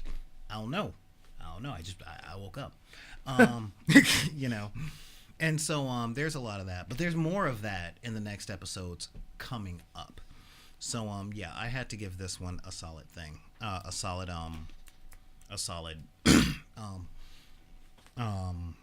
three of a kind. Just a three of a kind. But we're getting there. Now, technically, we're at our hour and a half. Okay, technically we're at our hour and a half. But I need to ask something to NP City right now. I know, again, this show's called Buster Recaps. So I've got the option of talking about something a lot of people have been waiting for, but do you guys want me to do it? And with that, I have to say, do you want me to talk about Young Justice Season 3? If the answer is yes, then I will. But it'll take another 20 minutes. So it's one of those things. Would Yes? you like to learn more? Click now. Yeah, exactly. So we're going to go through all that stuff. But yeah, now I'm not going to lie. This season of Daredevil is way darker. way darker than everything than the other He's stuff. so I mean, dark. yeah, and really, it's almost like the DC cinematic universe. I mean, wow. You know. No, I'm kidding. Although it's a Deadpool joke. Well, looks like NP City has spoken. Impossible Pros and Vixen are like, Young Justice, yes, encore. All right, fine. So, Young Justice, as you know, was a Warner Brothers cartoon that came out a few years ago, right? Mm-hmm. And it was essentially a cartoon based on Teen Titans. There was another show or another comic that came out in the 90s called Young Justice, which was the third iteration, because the Teen Titans were definitely teenagers. Mm-hmm. Then Marv Wolfman and George Perez came along and they made the New Titans, which are the ones that everybody knows. That's when Cyborg and Raven and Starfire joined the team. And that essentially became, you have the Justice League. What the comic fans know is that the Justice League are adults. Like, Batman is in his 40s. Yeah. Superman is in his 40s. Aquaman, God knows, he's Atlantean. Wonder Woman is like 1,500 years old. But Barry Allen is in his 40s. The Justice League are middle-aged. They are solid adults. The Titans started as their sidekicks at 16 or so years old. That's when Wally West, Dick Grayson, essentially quit when he was 16 or 17. But he was just under legal when he quit Batman and started the Titans. Mm-hmm. But then the New Titans came along, and they were solidly in their mid to late 20s. Like, Dick Grayson went from Robin to Nightwing at like 25, 26. When he was going to get married to Starfire, they were pushing 30. So where the teenagers go now? Yeah. And that was when they started Young Justice, which was Tim Drake and Impulse, mm-hmm. and a lot of the guys that were solidly teenagers. Mm-hmm. Okay, and so a few years ago, Warner Brothers started this cartoon. Now, Young Justice, in and of itself, was shocking. It was shocking because it was, nope, these are teenagers, and it was dark for a cartoon. It was what we look at the Justice League and the Justice mm-hmm. League regular cartoon and Justice mm-hmm. League International, and it's fun, but you can definitely tell it's for all audiences. And it had some undertones of adult themes, kind of like the Superman cartoon, but not as much as Batman the Animated Series. Mm-hmm. Okay, and then we had Teen Titans. It had some undercurrents of dark, but all in all, when there's trouble, you know what to call. Call Cyborg. It was very, very, fun and young. Pop. Yeah, exactly. Yeah. It's very, very young and fun and woo. And Young Justice came along, and it opened up with the kind of DC movie animated mm-hmm. animation style. Which I liked.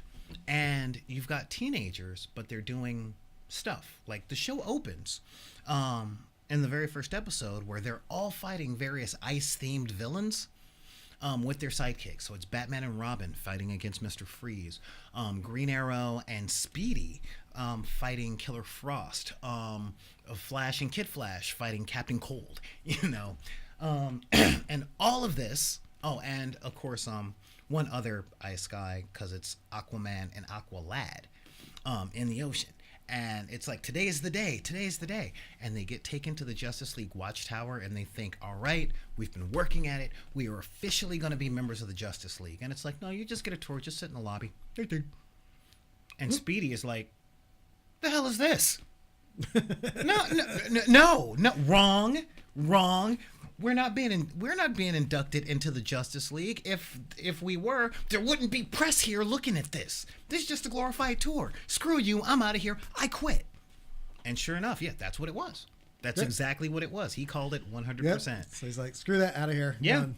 So Aqualad, Kid Flash, and Robin are like, he's kind of got a point on that. Like, where's the real Watchtower? Where's the real this? Like, okay, we're in the Hall of Justice, but we know that they do the thing on the moon. So are we just supposed to sit here, or they do the thing on the satellite? So are we leaving for the satellite from here, or this is just our clubhouse? Screw you guys. And they essentially go behind the Justice League's back and go on an adventure.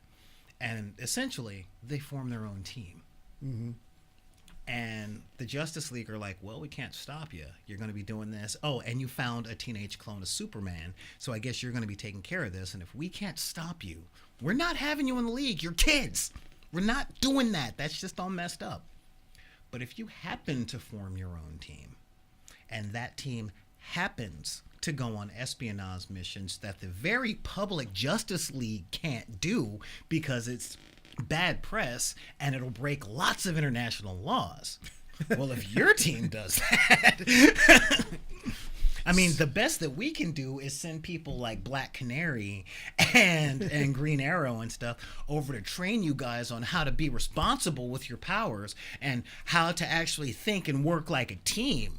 But if you so these troubled youths get a teen center, yeah, and mentors to make them do the straight and narrow, because when occasionally they go off the rails and get involved in an international incident, well, you can't blame them. They're kids. I mean, they're underage. It's not like they're actually going to do hard time. And they're running Black Ops. They are the Justice League Black Ops team. That's what they were. And season 1 was amazing. They got Ms. Martian, who is the Martian Manhunter's niece, who shows how freaking terrifying Martians are. Superboy, they had a couple of guest appearances by like Zatanna as a 17-year-old. Dr. Fate ends up in an episode. They do a lot of good stuff. And they kind of send... and let me guess, Bruce sets it all up, right? The entire league does. Oh, because I was going to say, this very much sounds like, yeah, it's kind of a weird thing that you all wound up being put in a situation where you would be disenfranchised and form your own team. I didn't see that coming. Well, no, that was one 6 of the months things ago. they did was Robin Caldor, who is awesome. He's the best Atlantean character created in the past 10 years. And Wally just went on this mission. Like, Robin hacked the Justice League computers. Why? Because they're based on the Bat computers, and it's not like he don't know them. Yeah. You know, so you've got Dick Grayson, Wally West, and Caldor going, there's something over here, and the Justice League just left the planet. I'm going to go fix it. You know, and the Justice League might go, no, don't do it. You're kids. But they're like, we're not talking to Justice League. Forget them. I'm going to do my own thing. You know, and it actually had really good storytelling and a great team and story arcs that actually had consequences. And then move over to season 2, and season 2 did something amazing. Season 2 happens 3 years after season 1. Oh, so there's actually a time jump. Yeah. Okay. What happened in that 2 years? We never find out. They just allude to things. And at this point, Could be a movie later on. no, They just never. They allude to some of the stuff that happened. In other words, life happened. Now let's look at the next important part in this team. They've got a few other stuff. Robin has become Nightwing. The Kid Flash has quit, along with Tigress, who I immediately thought was Arrowette, but new members of the team have come. Red Tornado was like the new mentor. Superboy and Ms. Martian broke up because he found out that she uses her telepathy in a very not cool way. You know, not seriously. Yeah. Every time that somebody gets mad at what she did, she freaking finds out and wipes their mind. Oh, I want you to like me, so I'll just erase everything that you don't like about me from your memory. And he's like, Do you not understand how wrong that is? You always say this. Yeah. Wait, what do you mean I always say this? Kinda, yeah. Did you flashy thing me? How many times have you flashy thinged me? And Superboy was like, with as intimate as we got, do you not think I wouldn't recognize the touch of your mind on mine? What you did was uncool. I ain't talking to you about that. We're done. Because Superboy's got anger issues. And part of the anger issues is the fact that he's a clone of Superman with Lex DNA. He's got 2 daddies, no mommies, and he was born in a vat. And Superman is awkward around him. So he's like, okay, you're Superman. I got so much I want to talk to. And Superman's like, what's that? Train crash in Bangladesh? Up and away. And Batman's like, you know you're being a dick. He's like, what am I supposed to do? I don't know this guy. He's looking at me like a dad. I don't know how to be dad. I know you and Lex had a drunken night, and I was the result. Wait, Yeah. he's mixed of Superman and Lex's DNA. Uh-huh. Yeah. Lex, I thought you hated Superman, but you wanted to F Superman. Oh, God.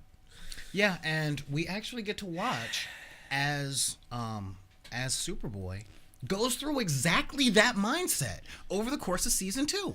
Yeah, 'cause and he deals with like drug issues, and they do some stuff with Apocalypse. It was a great cartoon, and then canceled. You know why? Why? No toys. No toys. It lost everything to merchandising rights. Nobody was buying the toys because mostly girls were watching the show. And so they pulled it from Cartoon Network, and people were pissed. They were so mad, including myself. Including myself. I was mad because I'm like, this is good writing. This, as a matter of fact, is everything I talk about DC is, especially when Marvel people are like, and I'm like, no, dude, DC tells good stories too. These are great characters. Take a look at Young Justice. Yeah. Take a look at the Justice League cartoon. Take a look at this. And then they cancel it because nobody was buying toys. They were selling the wrong toys. No, it's not that they were. Again, mostly girls watched it, and girls, like young girls, don't bug their family in such an aggressive way to go get stuff. Well, also, Or more to the point, they were marketing it to boys, but only girls were watching it, so girls are like, I don't like doing it. well, yeah, more importantly, it's like, oh, well, our daughter likes the show, but I'm not going to buy her the Batman action figure. Yeah, exactly. But if they made a My Little Barbie Wonder Woman set, they would have been all over that. Booyah. And, My Little Barbie, My Little scoot over a little bit to your right. Yeah, sorry. My Little Pony water ponies, Atlantean water pony, they would have been all over that. Yeah. Oh, check it out. Impossible Pros are like, dude, Clark only sleeps with people with the LL in their initials. Obvious plan. And he's right. Lois Lane, Lana Lang, Lex Luthor. Anyway, and Vixen's like, yeah, you know what? They have that, and they do. They're actually called superhero girls, but they didn't make them for Young Justice. So a couple of years later, DC starts its own streaming service. They need content. Not just that, they have the content because they've got Batman the Animated Series, Superman the Animated Series, all of the movies they got, and not to mention they're owned by Warner Brothers. Yep. So they've got the content, but they're like, well, since network TV won't give us the shot because of the whole toy thing, screw it. Our fans have spoken, and I'm betting dollars to donuts that if we run Young Justice on this, people will buy our streaming service. Did it work? Oh my God, did it work? So many people are like, yeah. Even Stickman is like, I got the DC streaming service, but I'm really just watching, let me guess, Young Justice? Okay, yeah. I mean, it's that good. Yeah, so, I remember his name was Young Justice and the old Wonder Woman. Yeah. which, by the way, plays really weird when watched through modern eyes. You will say nothing bad about Linda Carter, but not to mention, everything on the CW will now be showing up on the DC streaming service as well. So they got content. It was a smart move. So that is where we bring us to now. Now season 3 has started. Hooray! We got our season 3 of a show that was canceled. I feel like a Tick fan, and suck it, Firefly fans. Anyway, Them's fighting words. Them's fighting words. Hey, I liked Firefly as much as the next guy.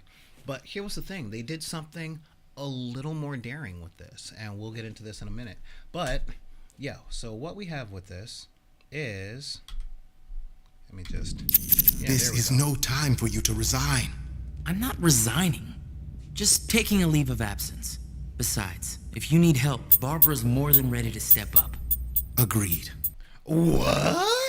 Barbara Gordon in the Batgirl costume? When did that happen? Who cares? It's been a few years since season 2. That's kind of like their thing.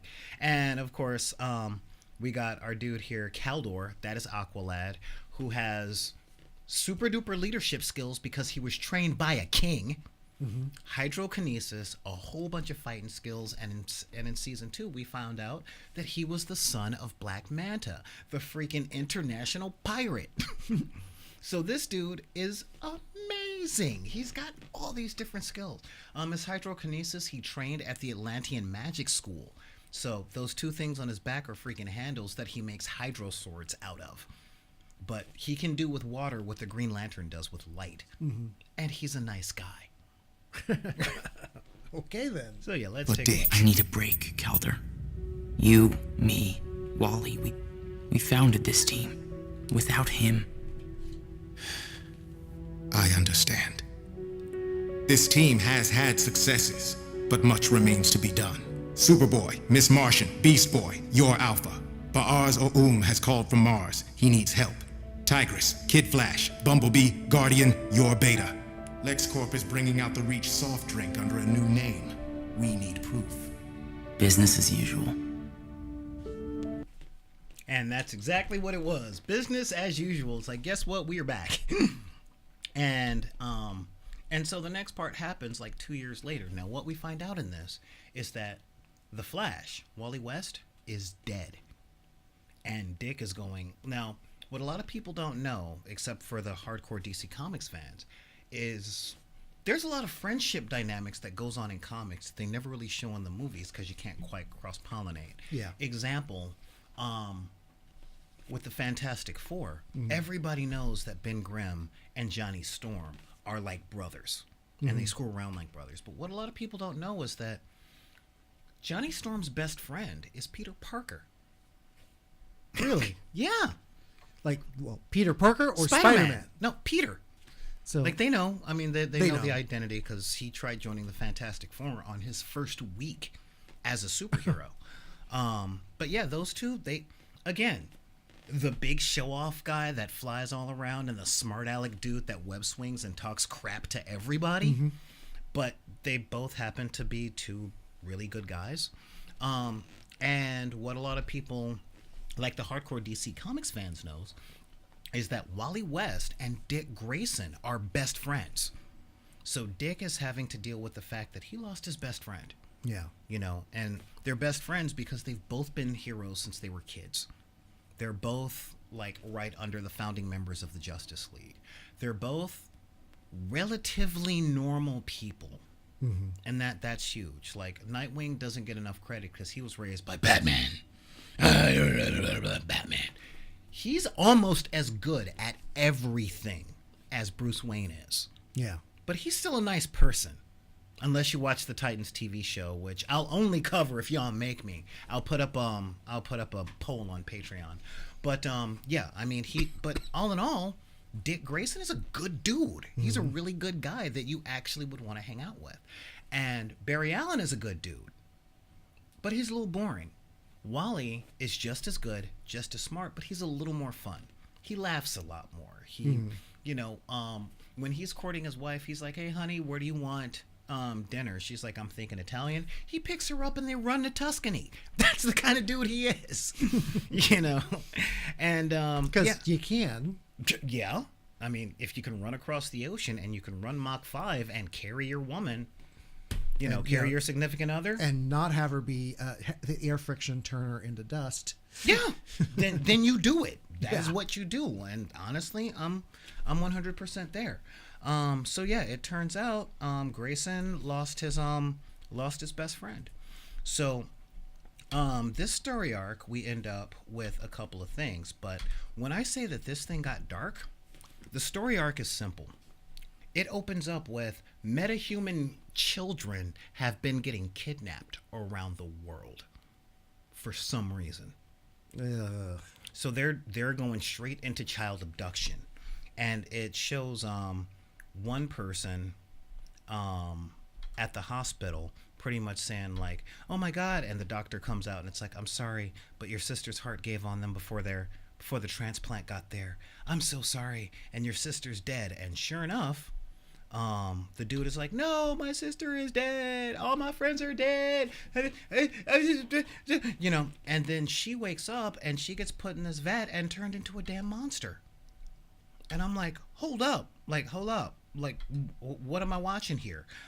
Yeah, the little girl wakes up in the hospital bed, and she gets put into a vat. They say initiate tar protocol. She gets covered in tar and comes out, a freaking monster. They're like, Metagene has been activated. So, yeah, and again, she comes out, and then we see parody, which makes sense because season 2 ended with the fight, which was the bad guys conglomeration getting together the dark side.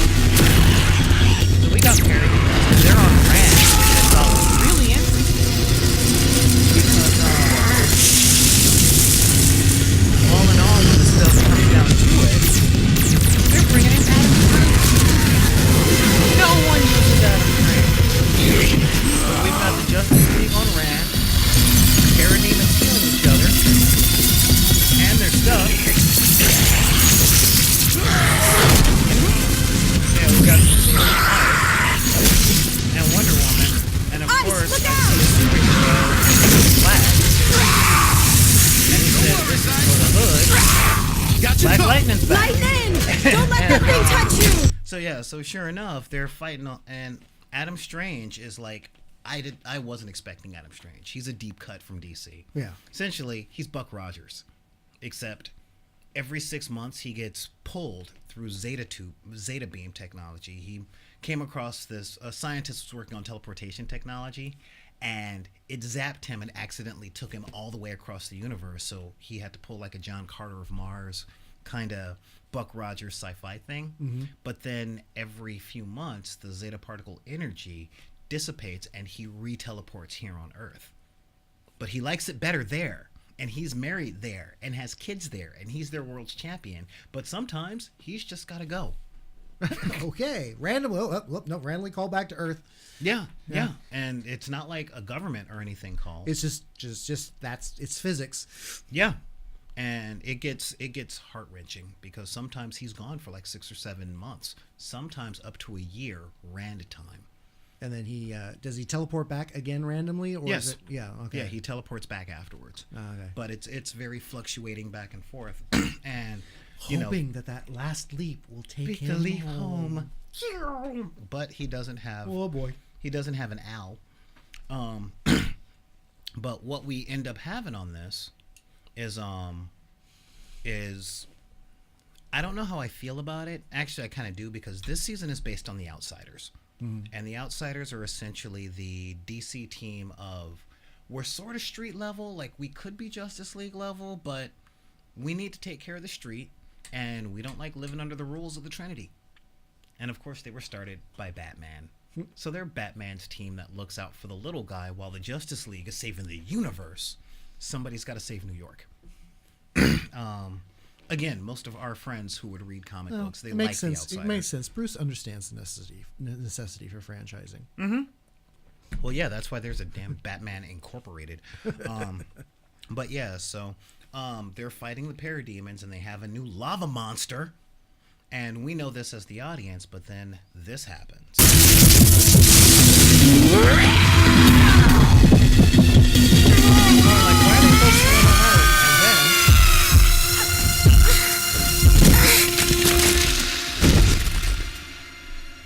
What?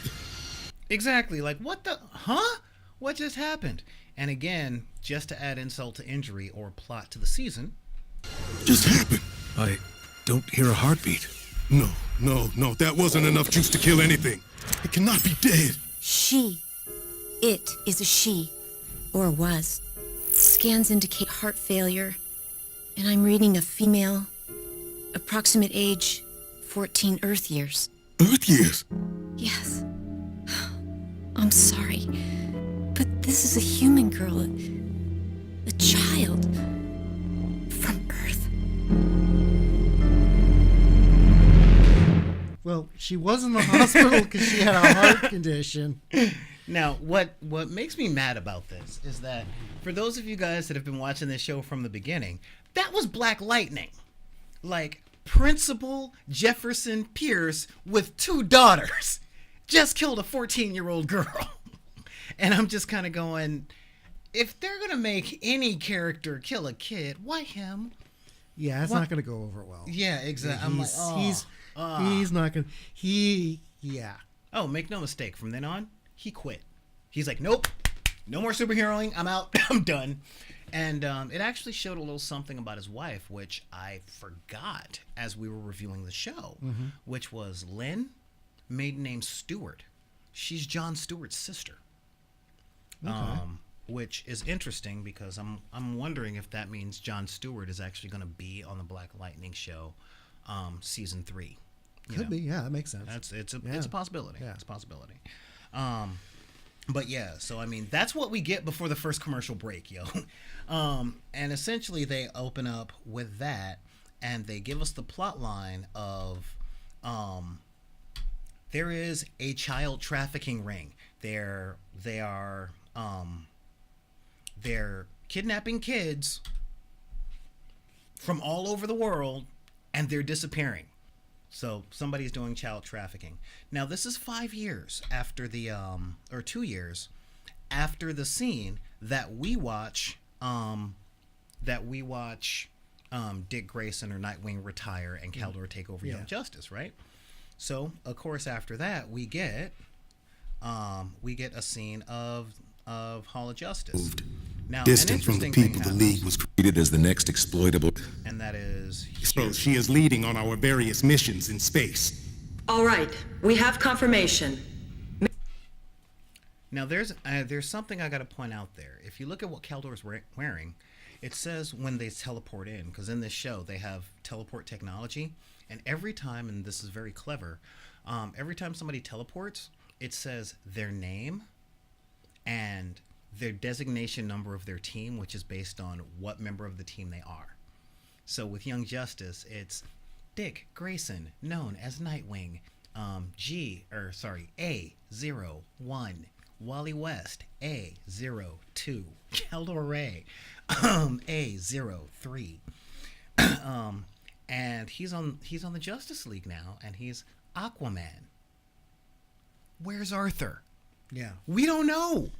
We don't know. They don't tell us. Yeah, I'm assuming Arthur's probably now king of doing kinging things back on Atlantis, probably. Don't know. You don't know. get closure on that. Huh? You don't get closure on that. Stuff happens. We might get closure on that, but they don't say outright when we're going to get it. Yeah.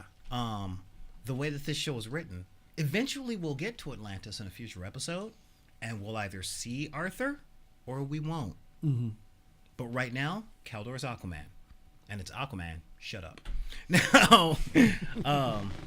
Now this scene is very interesting because they talk about stuff, and a thing happens.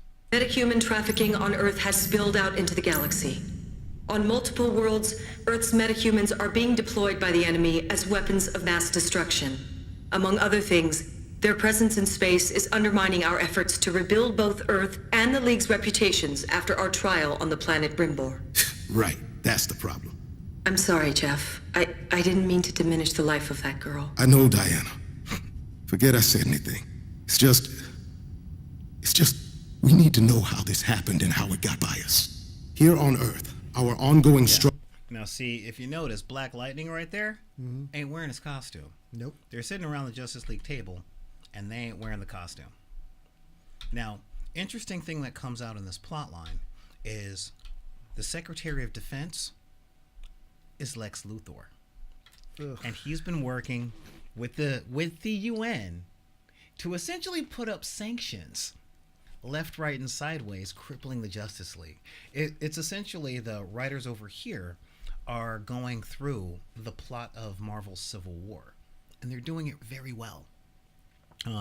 Let's take another look here. Behind the scenes to turn other nations against us. He's hamstrung us. I mean, come on. When that tsunami hit Malaysia, we couldn't even go in on a humanitarian mission. We've become removed, distant from the people the League was created to serve. Not by choice. Perhaps it's time to acknowledge that the League has outlived its usefulness on Earth. That.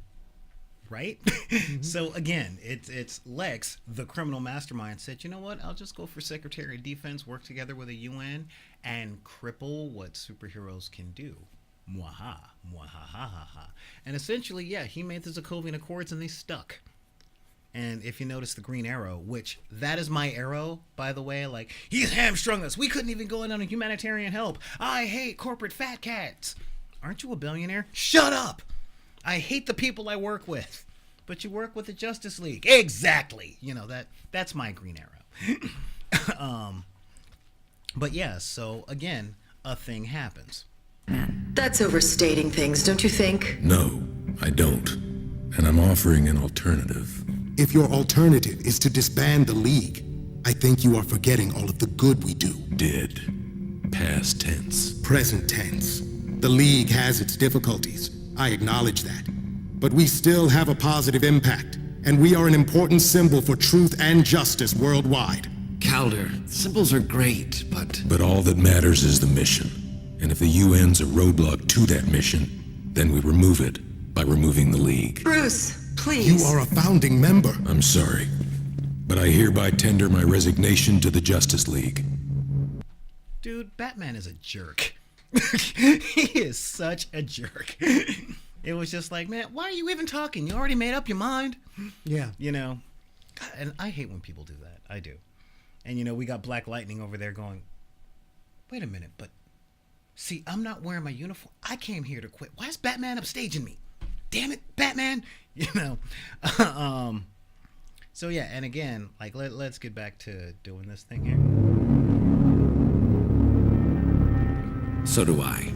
Ollie! Whoa! And Flash is like, This was a plan. You, Batman, and the others, you arranged this in advance. You should leave with us, Dinah. We can do a lot of good this way. Well, you're off to a fine start. You knew I wouldn't be part of blindsiding Calder, so you kept me out of the loop. If you're leaving, leave. Now, this is important because she's like, you know, I wouldn't be part of blindsiding Caldor. Black Canary has been training the Young Justice team since season 1. Mm-hmm. And what I didn't tell you guys out there was that at this point in the cartoon, Caldor is the leader of the Justice League. So, yeah. Hey, guess what? The sidekick rose through the ranks, became the new Aquaman. Now he's the leader of the Justice League, and of course, Batman talks about disbanding it. Okay. Yeah. Yeah. You know. So, yeah. But all in all, again, as you can see by the way that I'm talking about this, yeah, it's a serious thing. So far, the first episode is going through some really good stuff. And again, they had Shazam in there. We find out that that Ms. Martian and Superboy are living together. So it's like, hey, they got back together. What's up with this? What? They never fought? Oh, no. During season 2, it was very clear, like, you're not doing this again. This is a bad thing to do. And she actually learned that lesson. But it was very much I'm glad you learned that lesson. We're still dumped. No. And now they're back together. And one of the fun parts about Young Justice is finding out what happened in those years. Like, okay, you're watching the show, and then don't leave us hanging with that. Okay. It's kind of like it's just revealed slowly over the course of the entire season. And it was, again, brilliant. If you guys haven't had a chance to watch seasons 1 and 2, do it. It's so good.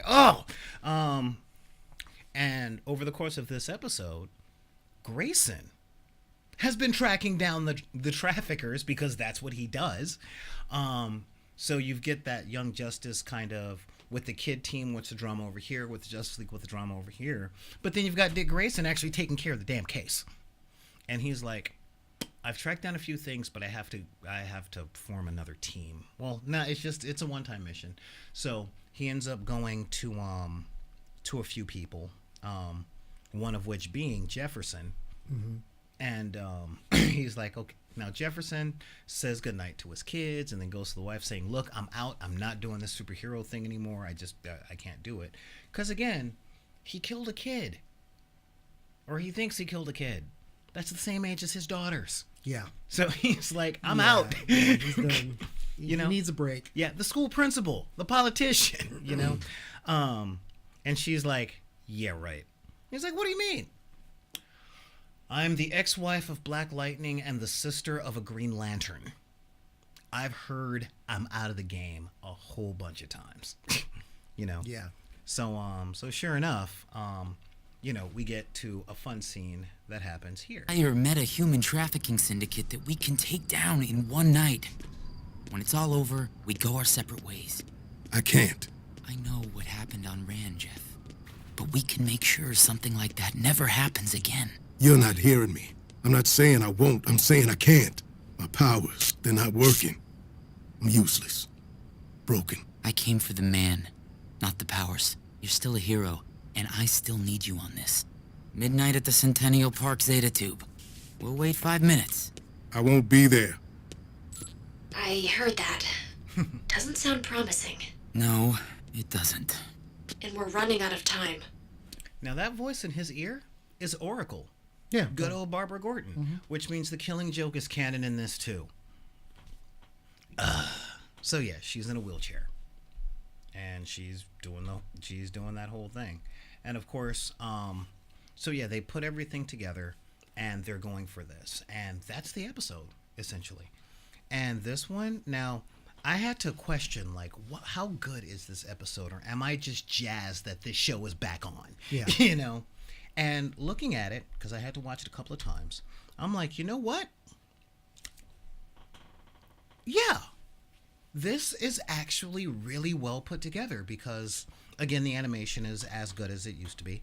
But more to the point, I want to watch the next episode. I want to watch the next one because, yeah, this is like, I'm looking at this whole thing and I'm going, all right, we're getting homages to the deep cuts, but we're getting a little bit of dark storytelling because people are dying. Impossible Pros is like, have they shown her in her jail? Not yet. Not yet. It's only episode 1. But it's like, he says Oracle in the episode, and I'm like, what?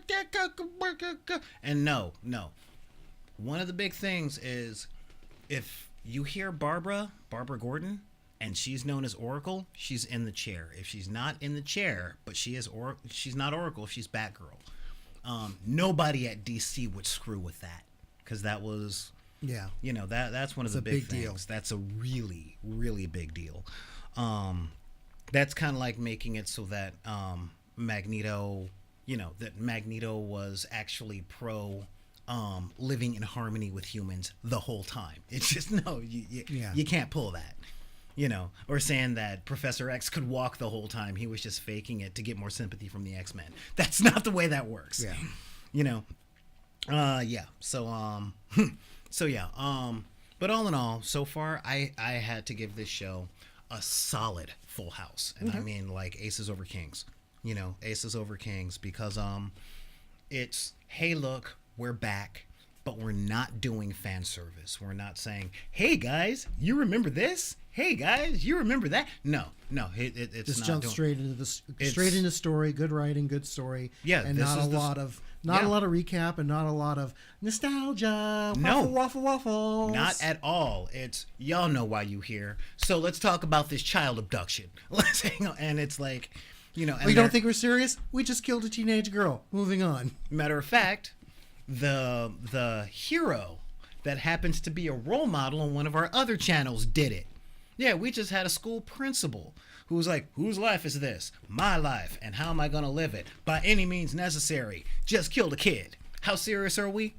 Tune in next week, you know? So that's what we're doing. But I do have to end it because we have been at this for 2 hours now. Yeah.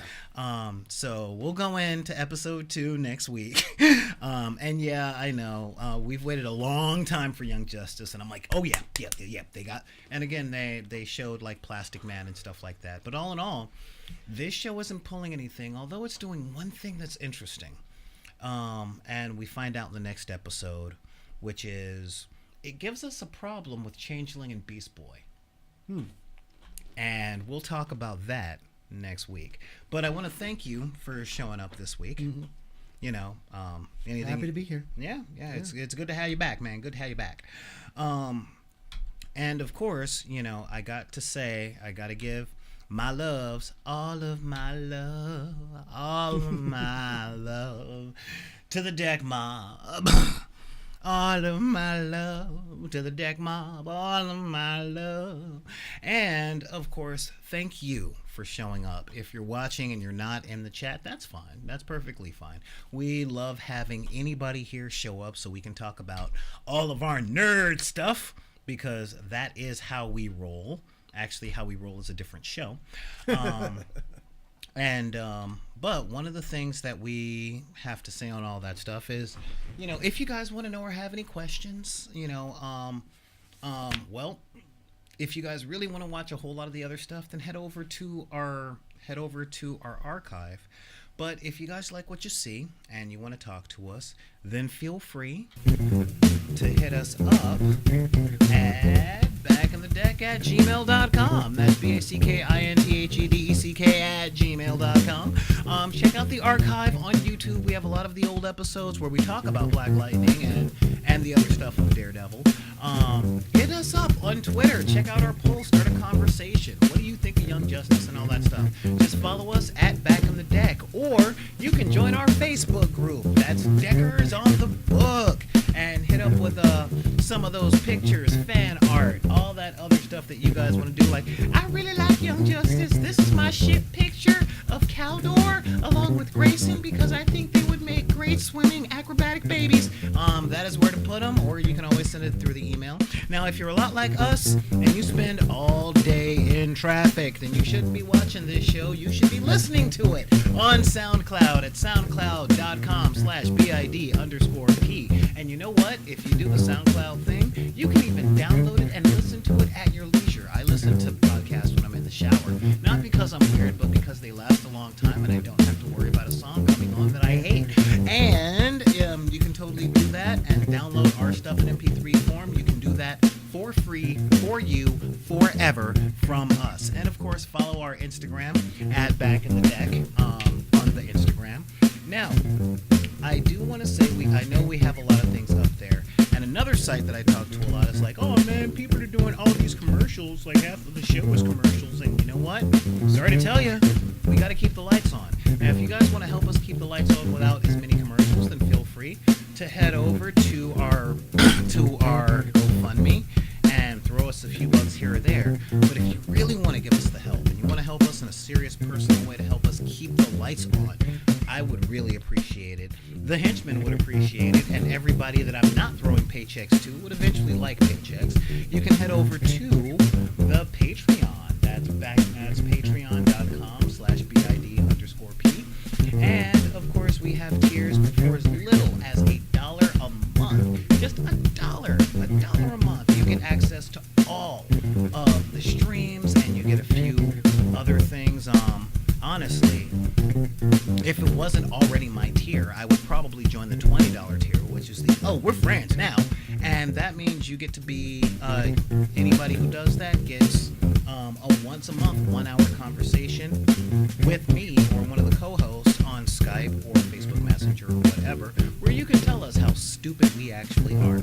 But there's a whole lot of other stuff. I'm waiting for somebody to join the $50 tier so I can write a song, so that'll be awesome. But either way, anything that you guys can do would really help. Unless you're a kid, because I don't want you stealing money from your parents and all that stuff. If you don't have it, don't give it. Don't hurt yourself in order to help us out. That's not cool, and that's not what we would ask. But if you can't help us out, that would be cool. But in the meantime, like I said, if you don't like what I just said, send me an email at backinthedeck@gmail.com. But with all that, we're going to get out of here because we're starting to get tired. And remember, if anybody tells you that you can't like what you like or have the hobbies you like because of the circumstances of your birth, be it race, religion, creed, gender identity, sexual preference, your disability, or your budget, you tell them to take those cards and put them back in the deck. This is Solar Gray, the Cinematic Sorcerer, along with License to Hedge. Night, everybody. And we will talk to you guys next week on Buster Recap. Night, everybody.